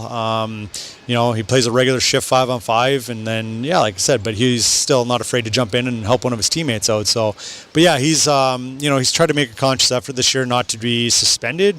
I mean, he's still fine to fight, right? You go sit in the box for 5 minutes, you're back in the game, like last night. So, but yeah, he's definitely made more of an effort to try not to be suspended this year because he wants to play more games and he wants to play and be on the ice and, help the team out too. So, I know he's definitely tried to make a little more of an effort with that this year. It's being noticed. Yeah. I can tell. That's good. Yeah, it's no fun watching the other guys play. Yeah. No, I like seeing the skill. I can see a lot more of it, I think. Yeah. Well, Coach, good luck tonight. Appreciate you joining us. Yeah, not a problem. And we'll talk to you soon. All right, sounds good. That's Coach Stuart Stefan joining us here at Applebee's Tailgate Talk live from the BBC. We're going to take a quick break. Well, you're listening to us on WKAC, the Big 1080, and a PS Plus app. We'll be right back.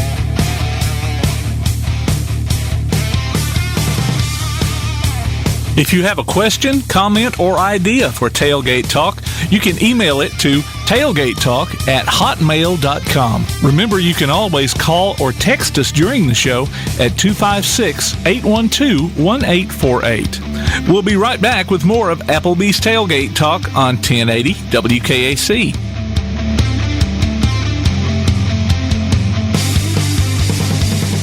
Your roof is the first line of defense for your home. Do you have water stains on your ceiling, paint peeling off your walls, shingles missing? It's probably time for you to get your free roof inspection. Locally owned and operated, licensed, and insured, Yellowhammer Roofing is the Yellowhammer State hometown team. Yellowhammer Roofing. Let our family protect what's most important to you, your family. 256-232-1933 or online at yellowhammerroofing.com. P4 Therapy is an outpatient provider offering community-based care with a unique partnership model that allows them to consistently deliver world-class outpatient care, emphasizing personalized hands-on treatment. Whether it's orthopedic, physical, geriatric, or manual therapy, sports or neuro rehab, telehealth, or most any type of muscle or joint pain, P4 Physical Therapy promises to treat you with integrity, compassion, faithfulness, and selflessness. Locations in northern Alabama and southern Tennessee. Look for them on Facebook or online at p4physicaltherapy.com. Now that you've got that new place on the water, BP Riverworks can finish the picture with a boathouse, dock, or seawall. Call Barron Pugh at 251-200-2273 or Tracer Pugh at 256-206-7097. BP Riverworks. Licensed and insured, 251-200-2273 or 256-206-7097. Bring a little caffeination inspiration to your next event with Travelin' Tom's Coffee of Athens. Turn up the heat in these cooler months with their signature products, including a full coffee menu, white chocolate mocha, lattes, frappes, energy drinks, lemonades, and teas. Travelin' Tom serves events of any size, concerts, neighborhood block parties, high school football games, you name it. Travelin' Tom's Coffee of Athens is sure to make any event a little sweeter. Visit Travelin' Tom's Coffee of Athens on Facebook or call them at 434-1734. Travelin' Tom's Coffee of Athens. Now on a platform near you, the only year-round weekly podcast covering the Huntsville Havoc, the Huntsville Havoc podcast. News, interviews, and more. Dropping every Thursday, we'll just reek of the Huntsville Havoc. Check us out on Facebook, Twitter, and Instagram, and listen, follow, and subscribe on your favorite platform via the PAS Plus app and online at wreakinhavoc.com. Hey, this is East Limestone girls basketball coach Jessica Thompson, and you're listening to Applebee's Tailgate Talk. And welcome back to Applebee's Tailgate Talk, live here from the BBC and on the First National Bank Hotline, making communities great. Is Clay Freak Daddy Coleman. Clay, how you doing, buddy? Good morning, guys. Multitasking today. You are the king of multitasking. Let's talk about that. I overcommit. My wife says that I'm the only person that I say no. She's the only person I say no to. You know what? I forgot something. You forgot the intro? Yes, I did. Oh, we can redo it though. Go ahead. Well, I hit it and it's turned down. So anyway, dude, this will be funny. Like, imagine a guy doing a radio show calling in, and I got to say a kid's name from Journey. So you may have to bear with me in a second when I got to say a kid's name. So that'll be a little interesting for the radio side of things. But yeah, I'm doing announcing at Liberty Middle School today. It's an umpires clinic, so they're getting these umpires, which is give them an opportunity to learn and get better. And Keith Groom's there. Tough job, yeah, absolutely. Tough job for all the umpires. I feel sorry for a lot of them sometimes because these parents and coaches give them too much sometimes, especially when it's this little stuff. I think it even happens in the SPHL with the Havoc guys because they don't realize that these umpires are learning or getting better. They're not the NHL guys. So here, yeah, but this right now. Some of these SPHL guys, aren't they seasoned? What would you consider a seasoned umpire? How many years? I would say you'd have to be 5 years or more, probably. I would think, to be seasoned. Yeah, I was thinking. So I would say they're not seasoned at all. And because the thing is, though, they may do some junior games and stuff like that, but to be thrown into the level like at a Havoc game is pretty intense. So. Yeah, I get it. Everybody, it's one thing people think like the minor league hockey is way bigger than what it really is at times. So I think it's but I always tell people it's like I kind of like it when the umpires, because it adds to entertainment, right? It gets you a sense so that the fans can boo, and so sometimes having an adversary is like WWE wrestling. If you got a heel, sometimes the match gets a little better, So.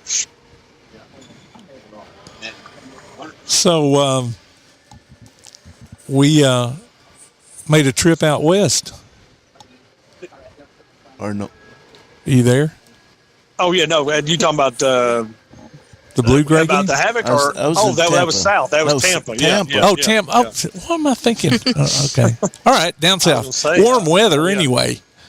Well, it started out very cold when we got to Tampa. I mean, it was really unique driving through Florida and having snow on the ground when you're going down through Tallahassee and stuff. So it was in the 30s when we got there. By Monday with the game, it was 70. So it was interesting, but it was a good time. And Timothy got to have his opportunity to play in NFL Stadium at Raymond James Stadium, and he was the only long snapper on the South team, the Gray team, and got 7 punts and 4 extra points and 1 field goal, and every snap was pretty spot on. So he had a good showing up down there, and was able on Tuesday to commit to the college that he's going to, and he's going to go and be a starter at a D2 school in Virginia called UVA Wise.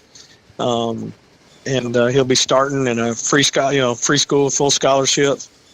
So that was kind of the way that the landscape of football has gone. The days of at least especially at a long snapper position, going to a D1 school and getting your scholarship is unheard of. So we chose the route of free school and starting versus going to a D1 and sitting there and then having to pay for school. So. Feel like it was the best decision for him and the family as well. So, when you say it's a D2 school, how is that? You said it was a full scholarship. Full scholarship, yes. Okay. Yeah, he's getting everything. Everything paid for. How rare is that for a D2 school? Is that pretty common? Well, some of it. Well, yeah, some of it. And I'll take that back. Not full athletic, totally. But with his academics, full scholarship. Yeah. So so it's a mixture of some academic and stuff, but about 80% is paid from the athletic side of things, and then the academic, he had the 4.0 and the 23 or 24. I can't remember what his ACT score was, So he was. That helped, like I said, and to be able to do that. Now we had the probably going too deep, but we had the 5.29, so we got money that was there, but that can actually transfer to his younger brother if he doesn't get a scholarship. So it worked out good for the family wise. So that was cool. But he's excited. The coach at UVA Wise is a former long snapper and a former free agent NFL long snapper. Nice. So it turned out really, really good. So he's going to have a good stuff and a good Christian coach, and just kind of. I feel good as a parent where he's headed. Well, and it's good he'll be able to play. He won't just be sitting on a bench waiting for his time. He's put all this work into it. He had a D1 scholarship to go to Central Arkansas, and he'd be the 3rd string, and it was going to cost us about $30,000. So it was kind of like, isn't it crazy how it's nuts? I remember when I started school many, many, many moons ago, and it was not the kind of cost it is now. Well, I can say this: I graduated from college in 1997, and my full 4.5 years at Western Kentucky was $15,000. I think when I was at Alabama, it was 10. So now it's 30. Pretty exciting stuff. Yep. So it's getting crazy. It's a debt machine now. I have opinions on the cost of college education, and I'm a college educator, and I still think it's too much sometimes. Well, not only is it Laura, it's Dr. Laura now. Mm-hmm. Yeah. So I forgot we should say that. The doctor. It's been a running joke everywhere I go. They're like, "Hey, doc," and I was like, "Yeah, okay, I guess." But even that doctorate, even though I had most of my doctorate paid for with Fellowships out of pocket $30,000. And Chick-fil-A here now, so you get some food in the concession stand.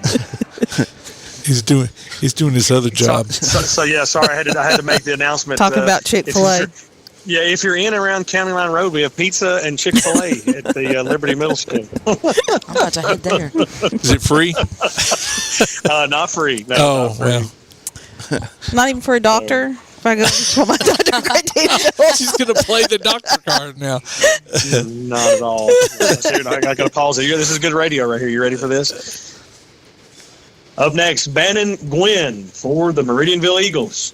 That's multitasking right there. Do a radio show and break in with the announcement. That's awesome. A buddy of mine coaches It's the first. Meridianville. Oh, it's been a fun day so far. So the field's not muddy or nothing like that?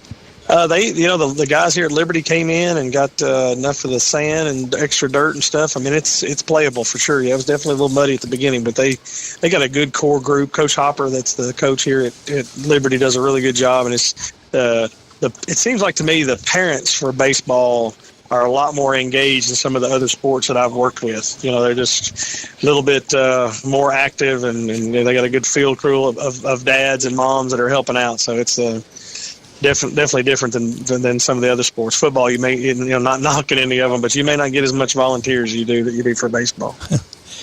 So back to hockey. Okay. Yes, sir. Were you here last night? I was here last night. I was back. Yeah, I was back. Yeah, so it was good. It was an exciting game. A lot of fights. So tonight should be very interesting because we'll play Quad City again. But it got kind of chippy. Usually on those Friday, Saturday games, you don't see them get as chippy as you would think. So, but yeah, it was an exciting game. He came and sat down next to me for a second. Not bad. Oh, he did. Yeah, it should be a good game tonight. Like I said, Quad City. They're a good team. I mean, they're lower in the rankings, but they're a good team that is trying to make a run themselves. But got Reggie back last night. He was suspended. Now we won't get Dom back tonight. He's still suspended from the fight in Knoxville that they had. So did he get you up on the big board? Catherine said you came and sat by her last night. So No, he was talking to the legendary Priceville coach, I believe Coach Burke. was the term. Coach Yes. Yes, he was talking with him.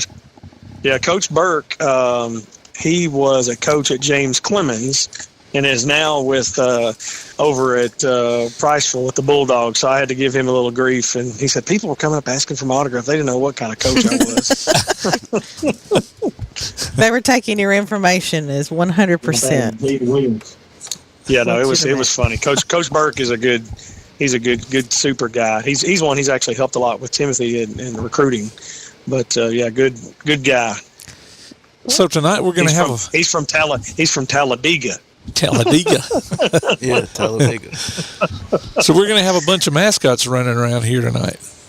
Yeah, tonight's going to be good. You know, it's always with Chaos's birthday, the youth jersey night, and they got the Grizz from the Memphis Grizzlies. Of course, they got Sprocket, and they've got the mascot from the soccer team here, and T-Rack from the Titans, and I think there's a couple other special guests that they'll have down there tonight. But I learned this week there is a phobia called masklophobia. I did not know this. It'll be some information for y'all to have, but it's for people that are afraid of people in masks or mascots. Are they going to have like a special area for people? That could be the trivia question. A safe space. Hey, that could be your trivia question tonight. Yeah, well, and the thing that I talked about this week when I looked it up and I was talking to somebody, I said, that's something I don't get. Now, I guess phobias are different. You don't know what's going on, but if you're a kid or a young kid, I get it. That may be a little traumatizing to see a big animal coming at you or whatever. But if you're a grown adult and you can't put two and two together that there's a human underneath there and it's okay, and you're just not scared of humans, then I kind of have. That's one of those phobias. I'm kind of like I don't really have much sympathy for anybody with that phobia. Like I would certain, like fear of spiders or snakes. I get that, but fear of a human that's wearing a big furry raccoon costume, I don't know that would bother me too much. So that's kind of how I feel with people that are afraid of clowns.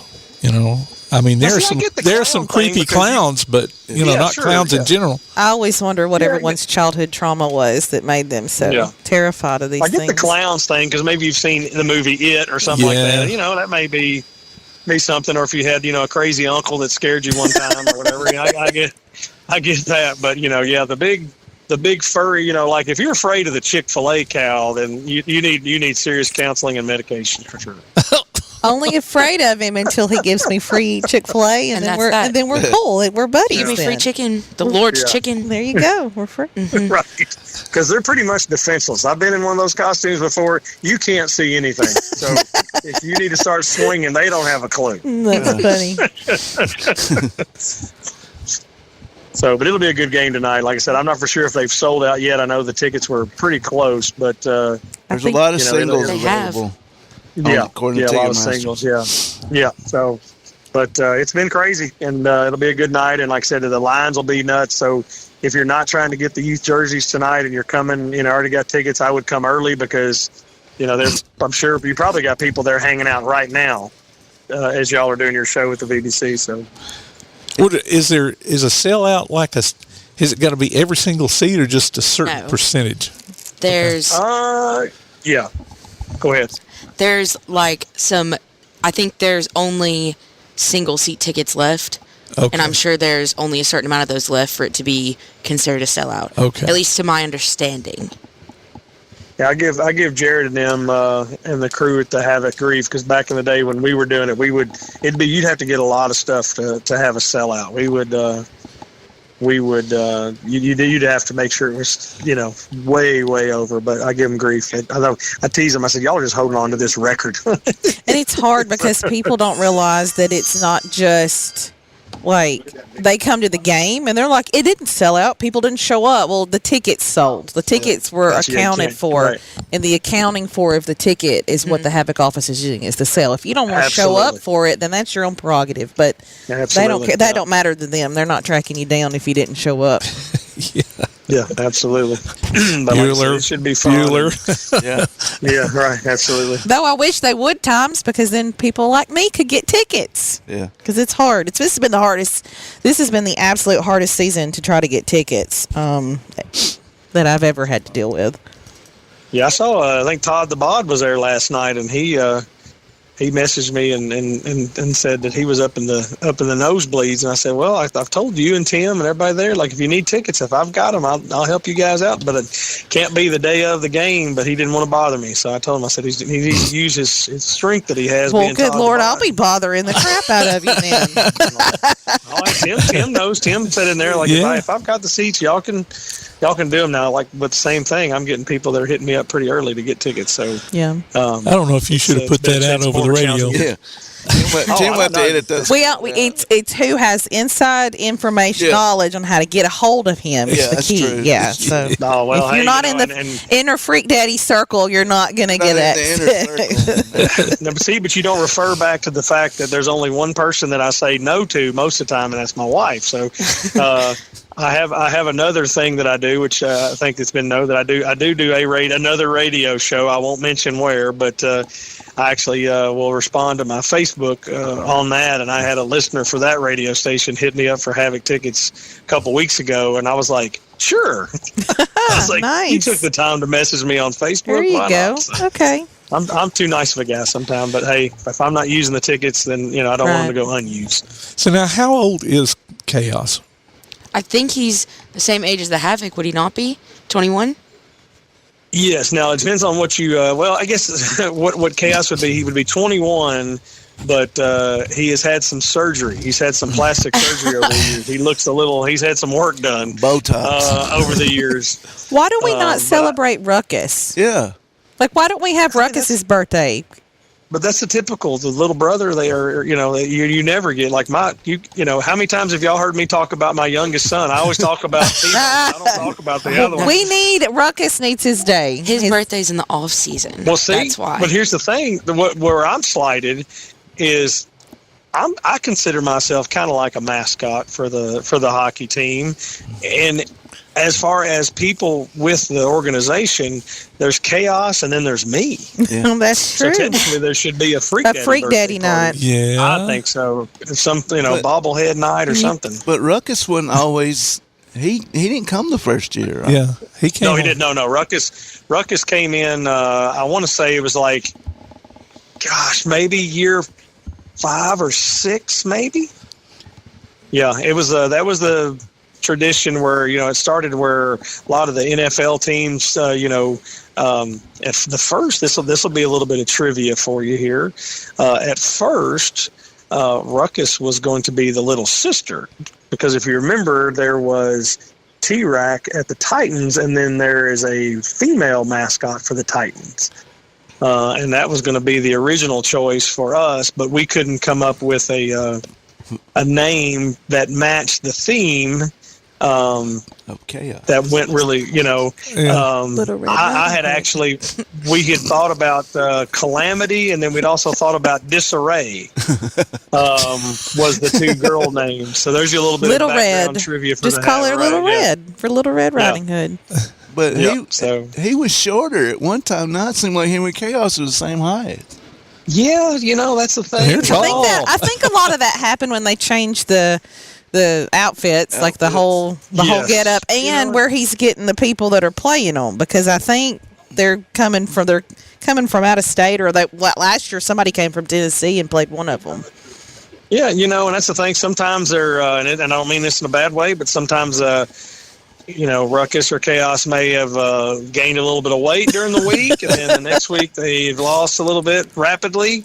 But yeah, that's always a challenge too, to feel that and keep that going. But yeah, it should be, like I said, I think last year there was tons of mascots. I haven't gotten the full list, but a lot of the high school mascots that have some. I think the Huntsville Panther was there, and Chick-fil-A cow, and then Chick-fil-A cow's coming this year. Yep. I think the Whataburger. I don't know it's like the Whataburger superhero fountain drink. I don't know what. I can't remember what Whataburger.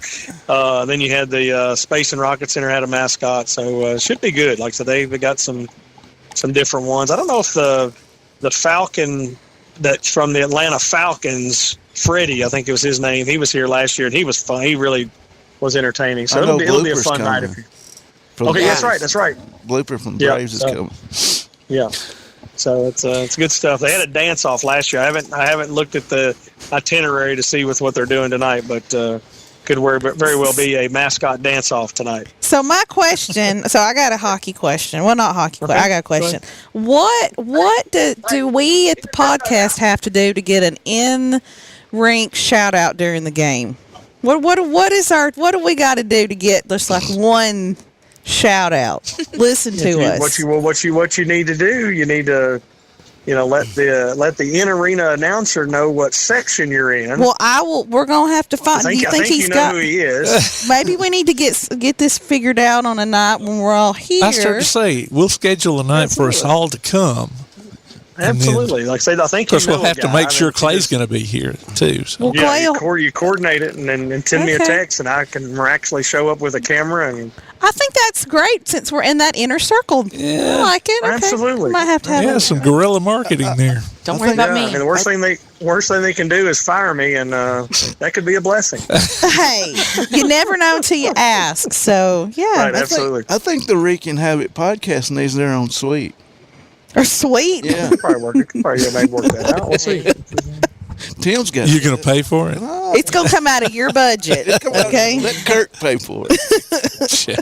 Hey, Kirk has nothing to do with it. Hey, before I let you go, bud, Calipari's coming to town today.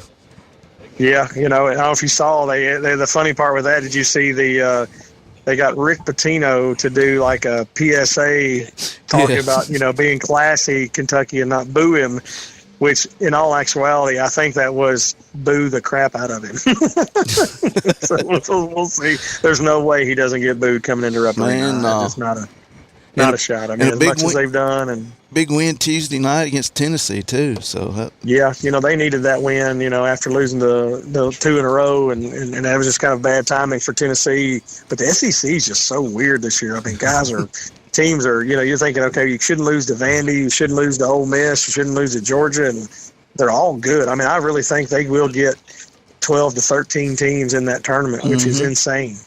But, I mean, Kentucky needs to win today for Pope because, losing to Calipari would be just a bad, they'll need that one today. So we'll see. I hope they do. They're a good team. Pope's done a great job. He should be not trying to be biased, but he should be the coach of the year because, that'd be like, somebody coming in after Nick Saban and then trying to do it. I mean, just it's a tough job, and he's done a phenomenal job. Yeah. In year one. Well, babe, we appreciate you joining us. Have fun out there at the ball field. Congratulations again, T-Bone.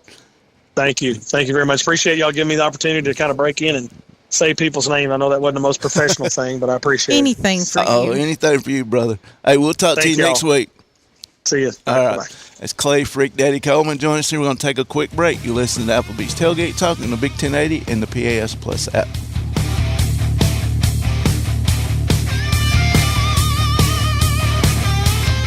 Limestone Drug, located on the square in downtown Athens, is your local Health Mart pharmacy. As your local Health Mart pharmacy, Limestone Drug is locally owned and has a personal commitment to the community. Limestone Drug honors prescription drug plans, including Medicare. They accept flex spending cards and fill prescriptions in minutes, not hours. Limestone Drug knows there's nothing more important than your family's well-being. So shop Limestone Drug at 200 West Market Street in Athens, your local Health Mart pharmacy. Limestone Drug, caring for you and about you. What is community? I am First National Bank Student Advisory Board member Hadley Madison from East Limestone High School. And to me, community is supporting those who connect us. First National Bank proudly supports our neighbors, businesses, schools, and organizations that make Limestone County a great place to live and to work. First National Bank, making communities great. Member FDIC. Daly & Son Car Care is Ardmore's only one-stop auto repair and tire shop. Whether it's major mechanic or brake work or routine maintenance like an oil change or lube job, Daly & Son Car Care has been satisfying customers all over with their fast and friendly service. They're also your headquarters for quality Cooper tires. Stop by and see Wayne, Nikki, or Dale at 25600 Main Street in Ardmore, Tennessee, or call them at 931-427-4651. They're on Facebook, too. Daly & Son Car Care, open Monday through Friday, 7:30 till 5, and Saturday, 7:30 till noon. For screen printing, sign printing, banners, logo design, and more, look no further than That Shirt Printing Place. Located at 709 North Jefferson Street in Athens. Call 256-444-1827. That Shirt Printing Place. Visit them online at thatshirtprintingplacellc.com. Look for them on Facebook too. That Shirt Printing Place. 256-444-1927. That Shirt Printing Place. This is former University of Georgia guard Mike McWhorter, and you are listening to Applebee's Tailgate Talk. And welcome back here to the BBC as we're winding things down here for Applebee's Tailgate Talk. We want to appreciate Coach Stefan and all the guys joining us here and right after a morning skate because they're getting ready to play Quad City again tonight, and hopefully they'll get those extra 2 points. Tim, I think you got an Athlete of the Week. Athlete of the Week this week is Braden Duncan of Clements. So he picks up a Applebee's gift card and a Tailgate Talk T-shirt. Well, congratulations to you, man. Well deserved. And folks, get on tailgatetalk.net, enter your nominations for future Athletes of the Week, and vote on the poll that Tim will have put up probably Monday or Tuesday. Well, guys, it's been fun. We should have more Havoc days. We need like 2 a year. Yeah. And the Freak and Havoc podcast maybe needs to just have their own live. I mean, we know a man who has all the setup right here. Yeah. I know. Yeah. Coach DeTulio. Walking through. He's always going to be Coach. Yeah. Coming through the lobby. I was looking for another word. But atrium is another form of lobby, right? Yeah. The proceedings. But yeah, it's been a great day, fun day. Yeah, we got some good conversations. It's always nice when you can get a coach to sit down and talk about why they, got a little chirpy last night. I think it's always good too when we have a conversation after a really good game and can kind of reflect on that and get some fresh response from it too.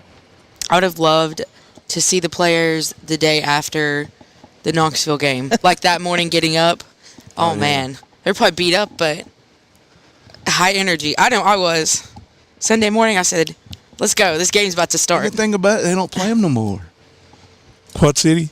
No, Knoxville, not here. I think they play up there one more time. Oh, okay. So I started saying this is going to be the only time they play Quad City. Yeah. Or in the regular season anyway. They should all be playing consistently. But now, is it Quad City? Where? That's in Illinois. It's Illinois and Iowa. It's the Quad Cities. Okay, so and that's kind of what I was thinking. I mean, they go to Evansville. I'm just wondering why they don't play them more. It's about travel 12 hours. Yeah, it has to is it? Okay. Yeah, it's I'm 11, not looking 12 at a hours. map here, so I've looked. I plan on going sometime this season. I mean, I can't I'd imagine like riding to. a bus for 12 hours. Oh my gosh, they get beds though. I've heard they have beds. They're loaded with snacks. A lot of them that still has sleep. to be miserable. Yeah. Yeah. And they bring what is that? The toaster? The toaster that Tanya. I think it was Tanya. Tanya gave it to them from the Booster Club. Got to keep them happy and healthy. Especially playoff time. That's got to be. Play here on Thursday and then get on the road and boy. Hey, Especially they when could have been it's doing Peoria. what the Oilers had to do last year between them and Florida. Oh, man. Flying back and forth every other day. No, that stretch, but.